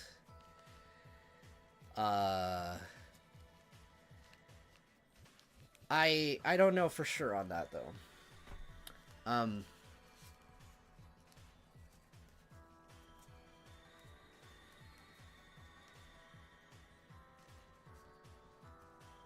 That's the one that's making me, like, start to question some things, but then they also had Weissman in their ranks. But to be fair, everyone in the organization hated Weissman. I have a feeling people don't like this guy either. And I think if I go back to previous exchanges, I'll probably, I'm sure that's going to be in the same breath, I'm sure. So, it's interesting. But, okay. I'm going to go into conspiracy theory time. We're talking Nayuta. Okay. So, very funny thing about Nayuta no Kiseki. Okay. Game looks really cute and adorable. You play it and it's like you're all, like, having fun times. I just want you to know, the game has, like, a really dark backstory. It has a very dark backstory. And it has some really interesting parallels with what's happening in Trails. So, I'll just kind of start off with this. Alright, I'm just gonna, like, go into some of these concepts that are in that game. Alright? So, a big theme with that game is, like, about, like, exploration and wanting to go see the beyond. It has a similar premise of there's, like, an edge of the world and no one can go past it. No matter how hard they try, they will just eventually just, like, get turned around. There's a weird sickness that also occurs from it when people try and go there as well, I guess. So there's, like, this stuff that happens. So, anyway, that's, like, a big plot line. In the sky, there are 2 moons. I bring that up because, obviously, the Trails universe doesn't. But I have a reason I'm bringing that up. So, basically, the main character finds, like, a portal into what he assumes is, like, the world beyond that he's been wanting to go and explore to, because that's what his parents wanted to do when he was younger, and they never came back. And when he goes through this portal, he's, like, in this weird dimension where, like, there's, like, a device that can, like, mess with, like, nature and stuff like that. And so you have to, like, find these, like, gears and all that sort of thing. There's, like, this girl there, with, like, white hair that looks a lot like the Grandmaster. Her name is Kreha, and she's, like, asleep at the start of the game. But anyway, so there's, like, all this, like, stuff in this, like, little pocket dimension that he goes to a lot of the time. Turns out, at the end of the game, that's no pocket dimension, that's that moon up in the sky, because it's a space station. The space station was made by these, like, ancient people that had, like, this super technology that, just it really advanced technology that, and they had, like, this magical power that only they could, like, really do. And so way back in the day, they gifted it to a bunch of people, and people used their technology, and then people started murdering each other. Lo and behold, at the very end of everything, people were just, like, starting to do these explosions, and they realized something bad was about to happen to the planet, so they made, like, a whole, like, living sector in the space station, and they were trying to get people through the portal. They couldn't do it in time, so most of the Mythos people, the people that were on the space station, ended up dying. And only like the Kreha and her like brother were left after what happened. And I bring that up because what happened on the planet is a gigantic explosion happened and took out like a whole like quarter of the planet basically. And so the reason there's an edge in the modern day is because that's where the crater is. And so there's like a whole thing about like the planet slowly dying because the crater's like growing gradually over time in its plot. And like it also like caused like tsunamis, so like a whole bunch of civilization got taken out like for 1,000 years or something like that. So anyway, at the very end of the game though, there's like they essentially found a way to just like fill up the crater, essentially using technology from the space station and like the nature manipulation stuff. So you could almost say that crater turned into a continent of its own in a weird way after the end of that game. And the space station flew way off into outer space, essentially. But it said it may come back in like 1,000 years or something like that. It was basically like the thing at the end of that game. So now, obviously that's very self-contained. And there's things about that that don't quite line up, hypothetically. A lot of it could come down to it's been a long time between games. Okay. Like, possibly thousands of years. Who knows?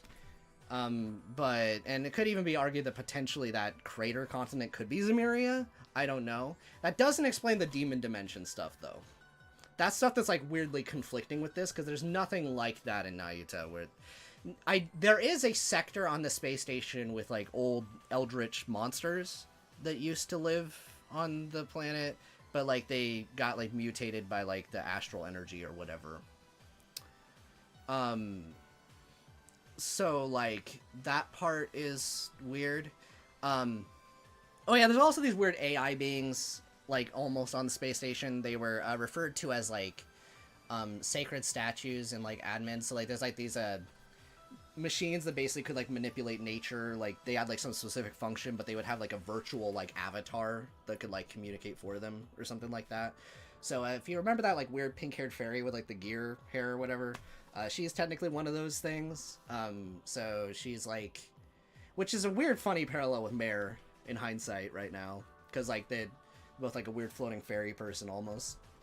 I don't know if there's a connection there, though. So, yeah.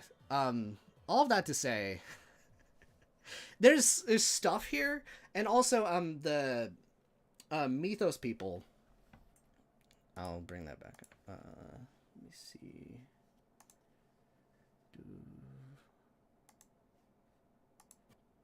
Let me pull up a different track. Sure. Okay, I'll put that up. But yeah, the Mythos people also... So to control the space station, they had this weird thing. It was called, like, the Wings of Waterlight or whatever. Which I only note this just because it looks similar to Stigma's. Like, it's like a weird glowy light thing that protruded off their back and allowed them to kind of manipulate the space station a little bit. But that obviously mechanically doesn't sound like a Stigma. It was just like a weird similar art direction moment. So, anyway, I've told you guys basically most of what I know. It's possible that after thousands of years, if this is connected, that Kreha has repeatedly seen people been doing bad things, and then... And I think the Great Collapse pre-Trails, if this is connected, probably happened between Nayuta and modern day, I think. So it's possible that they tried to come up with a plan to just kind of stop things from happening. Obviously, the Septurians didn't exist, and monsters didn't. So like I said, take all of this with a grain of salt, and maybe an advertisement for Night, if anything, because the plot of that game is pretty cool. Yeah. So how are you guys doing after that dump of information?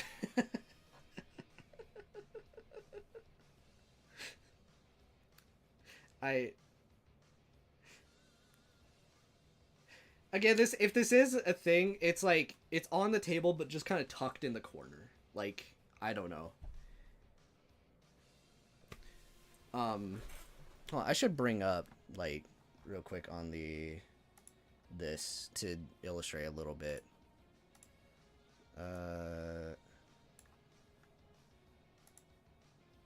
Very fair.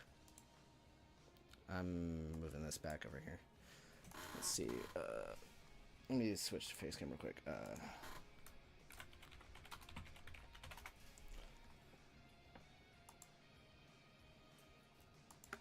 Oh yeah, here's a really good example. Very funny. Alright, I just want to say though, this is really bizarre.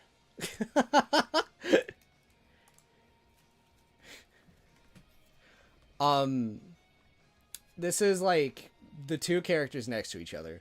However, I do want to mention that Kondo has apparently said in an interview that they aren't the same person. It could be him not wanting people on his cred. I don't know though. It's weird that they are that similar. It could be a descendant also. I have no idea. Allegedly her hair, the Grandmaster's hair is actually supposed to be blue, but like in a lot of shots it isn't.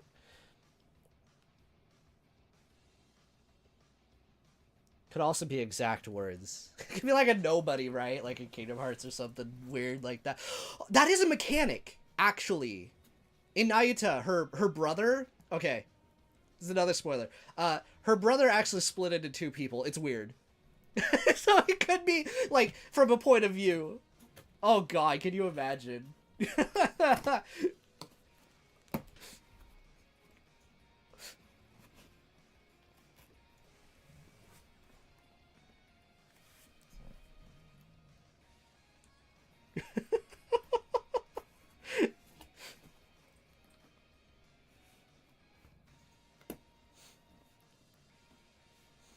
Well, that begs the question, if that did happen, what's up with the old one?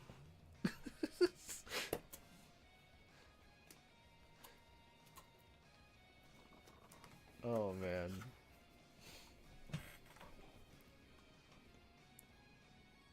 Oh, yeah, also, adding on to it, there's a garden, so, like, there's a hub area.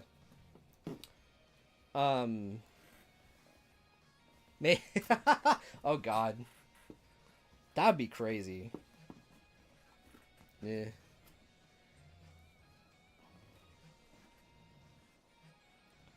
Yeah. So yeah, there's a garden area. And it's funny that the term is garden, by the way. Anytime you notice that they've had like these virtual spaces, they always had like a garden zone, like a hub zone, which is not too dissimilar from a garden in Nayuta. The conspiracy just continues to grow. But that garden, I mentioned this in a different stream, but like, it actually was in the files for Azure, like the location. Hold on, give me a second. Let me go back to Facecam. Let me find this. Garden.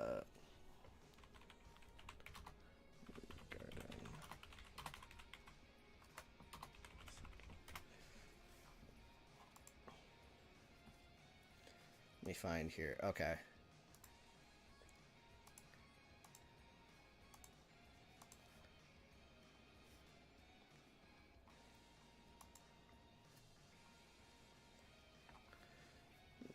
Legend of Nayuta.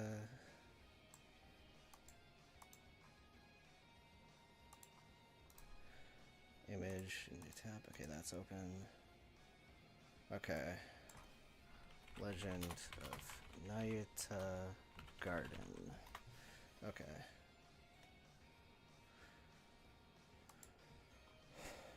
Okay.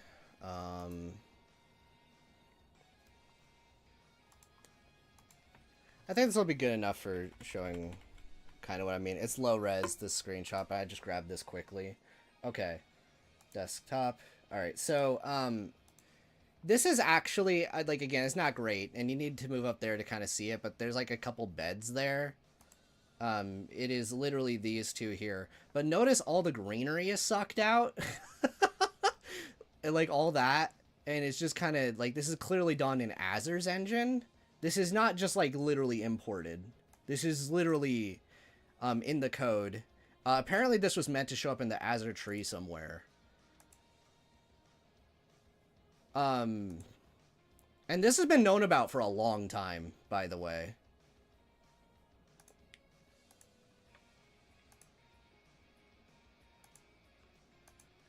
Oh, for sure, but, like, it does look pretty different. I can tell you that much. So, yeah,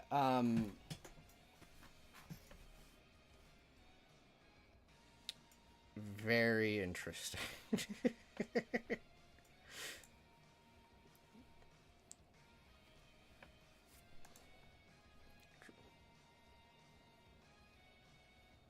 Hold on, let me pull up. We'll find someone's Let's Play, I think. That'd be funny.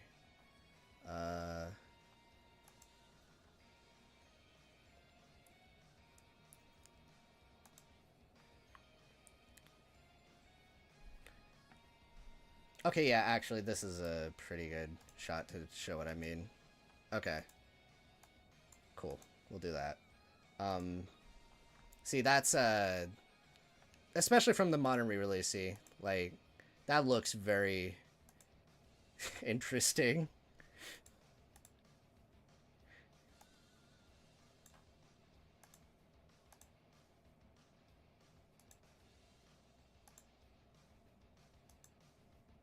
Yeah, this is deliberate. That's the brother, by the way. I have no idea what's up with him. If she's real, he's real. Don't know what's up with him. We have not seen him.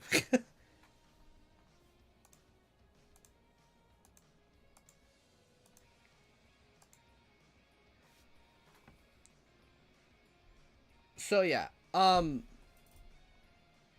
So these are my reasons. Maybe it's Campanella. That would be wild.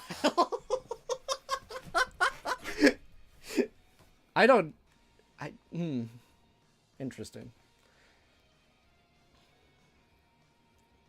I don't know how I'd feel about that. I'm gonna be honest, his personality was more adjacent to, like, Gaius or something. Like, he was just kind of like the chill big bro kind of guy. That'd be an interesting facade to take on.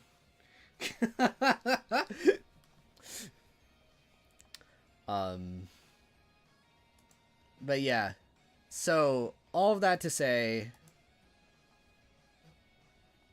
we'll have to see what happens, I guess. Anyway, I've thoroughly spoiled Nayuta at this point, but, I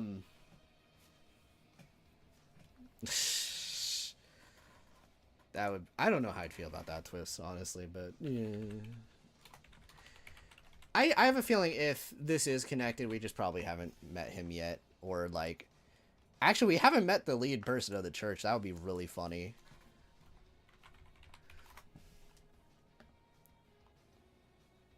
I'm trying to find a shot of, like, the wings of Waterlight or whatever. Okay, actually, this might be a good shot of it. Okay. This is from a Let's Play part. Shout out to this person. This is Oli Zandri. Okay.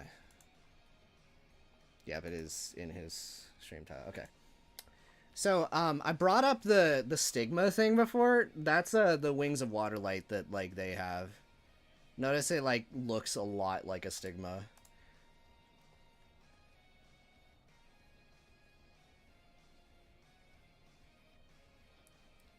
It's really interesting.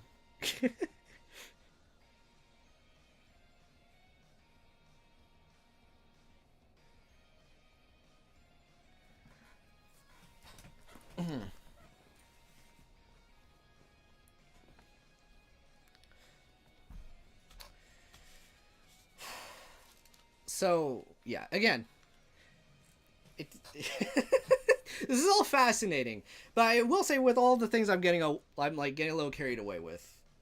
It's just more things on the table. I don't know how anything connects. I don't. Oh my god. There's definitely like. So I think when someone brings up the Nayuta theory in the future, I just want to let you know, okay, there's a little more grounds to it than some people give it credit for, but it's still. I'm also okay with it not being true. Like, I feel like at the very least, I feel like this probably inspired things. Or took inspiration from Trails. Because it is a spin-off, and so, like, obviously, inherently, it's going to pull ideas from... And maybe if they liked ideas that they did in Ayuta, they might bring it into mainline, you know? Who knows? I think that is, at minimum, something that might be going on. They liked some of the concepts in Ayuta and just wanted to do it in mainline. Or maybe they had those concepts in mind, wanted to play around with it here first, just to, you know, mess around with it. But, yeah, it's hard to fully say. And also, going back to Daybreak, it is also interesting that people have brought this up as well, is that they were talking about building, like, a space station, and, I don't know what, not space station, just space program in general, which is interesting considering the things we've discussed. Considering, like, again, like, there's that weird, like, moon space station that could, like, loop back to the planet at any point if it is the Nayuta universe. And also the fact that, like, again, the technology that they have, like, I mentioned that they filled up that crater at the end of it, is that they have terraforming powers, the Mythos people do. Like, and so... I am, like, thinking... Some people have mentioned simulation theory. I don't think that's actually true. I speculate that if this is Nayuta, if this is related, it could be simply a case of the world they are in is technically artificial, but it's, like, done using their technology. It's not virtual, is my guess. Which is interesting. Time-traveling astronaut.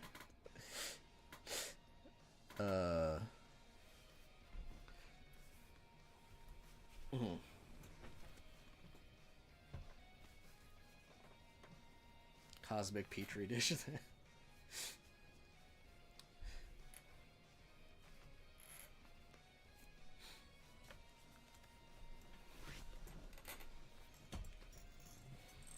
Yeah. Also the fact we have seen for sure that, like, the Oriole had the power to just have an entire dimension and can mess with it at random. So, like, again, that does somewhat line up with the abilities these people have. But it's weird. Yeah. Or the technology with their powers behind it can do.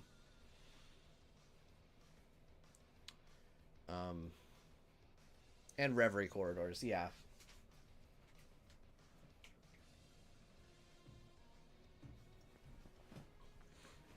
So, yeah.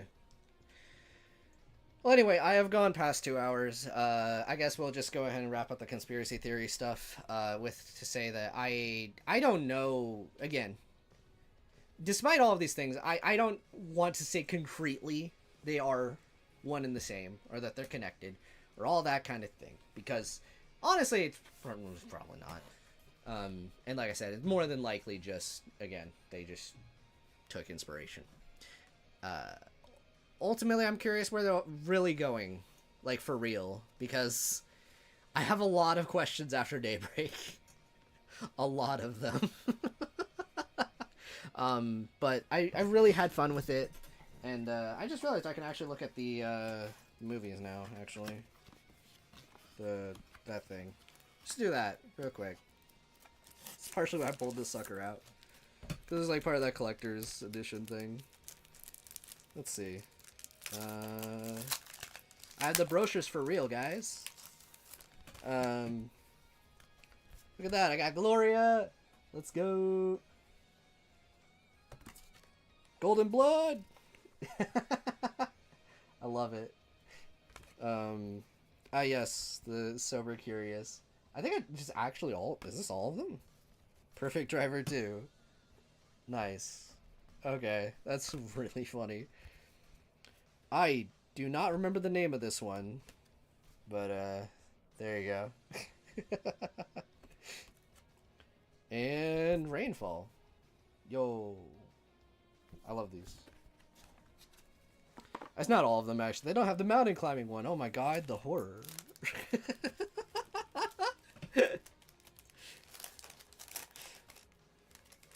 That's actually really fun. Oh yeah, it says a Calvardian cinema movie poster art card set. Nice. Okay. Let me also look at the other stuff I have. Let's see. Oh, yeah, that's right. I have the Arc-Ride Solutions thing. What's the... Oh, yeah, this is beefy. Yo. Okay. Oh, yeah, they just have, like, a whole, like, guidebook here. Looks like,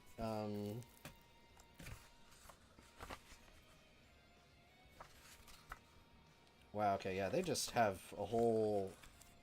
It's like a whole guide here on, like, all the towns and stuff, with, like, art and stuff, too.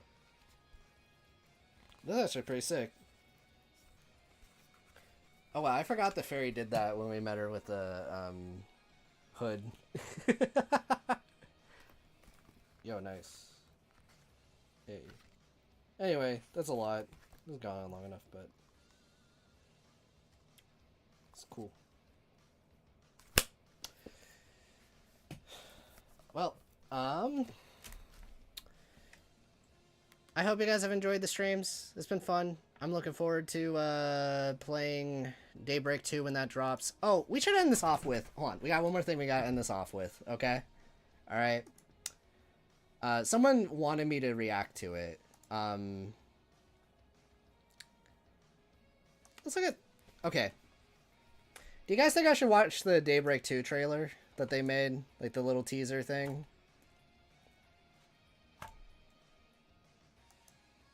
Or are we like all collectively like, no, we're just gonna avoid this crud?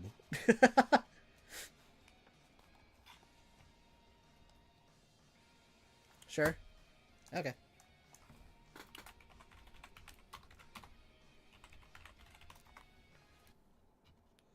Okay.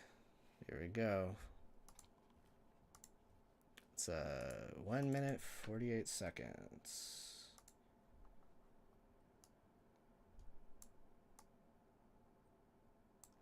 Alright. This will be the last thing Daybreak for a little bit. So, let's enjoy it. Fair enough. Okay.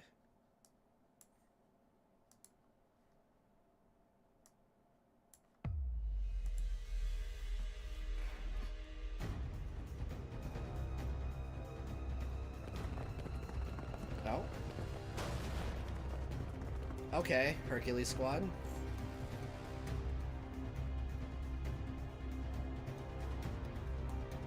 Ah, the last Genesis, right?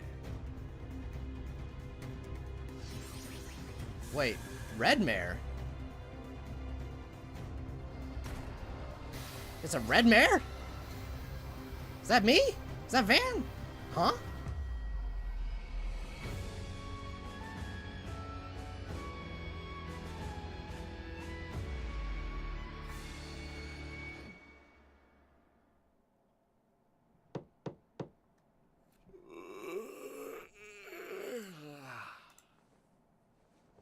Yes. Hello.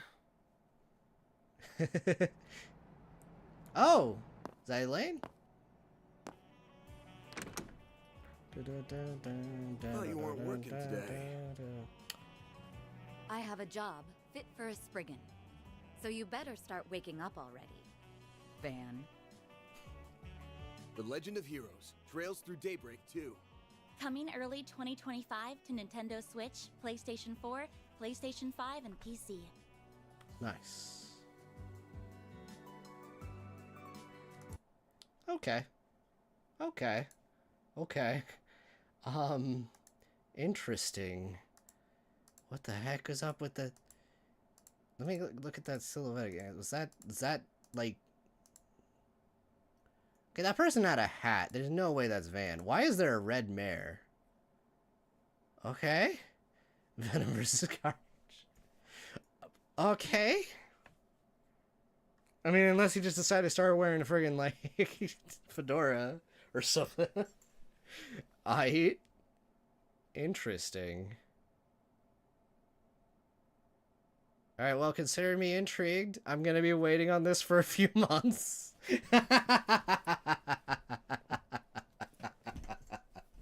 That's... okay.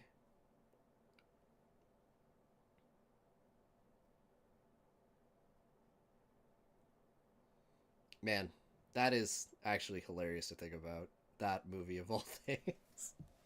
Well, either way, cool. So, I guess without further ado, though, I shall go. But it's been fun streaming with y'all. I will probably stream Daybreak 2 when it comes out. It's definitely interesting streaming a proper Trails game compared to something like Reverie. But I had fun. Hope you guys enjoyed overall. And yeah, I definitely know this has been an interesting experience. But I hope you look forward to the video. May as well. One more that tier list thing. Let me... Okay. I think after everything that I've discussed today, I may as well cap this off one more time. Alright, guys. I think it's going here. For all of its issues, it's a great game. Again, highs are right here, and it's mostly highs. I prefer Zero as an arc starter, personally. But, good game. Look forward to it. Anyway, see you guys later. Have a good day. And, yep. I'll see you guys with future streams. Bye.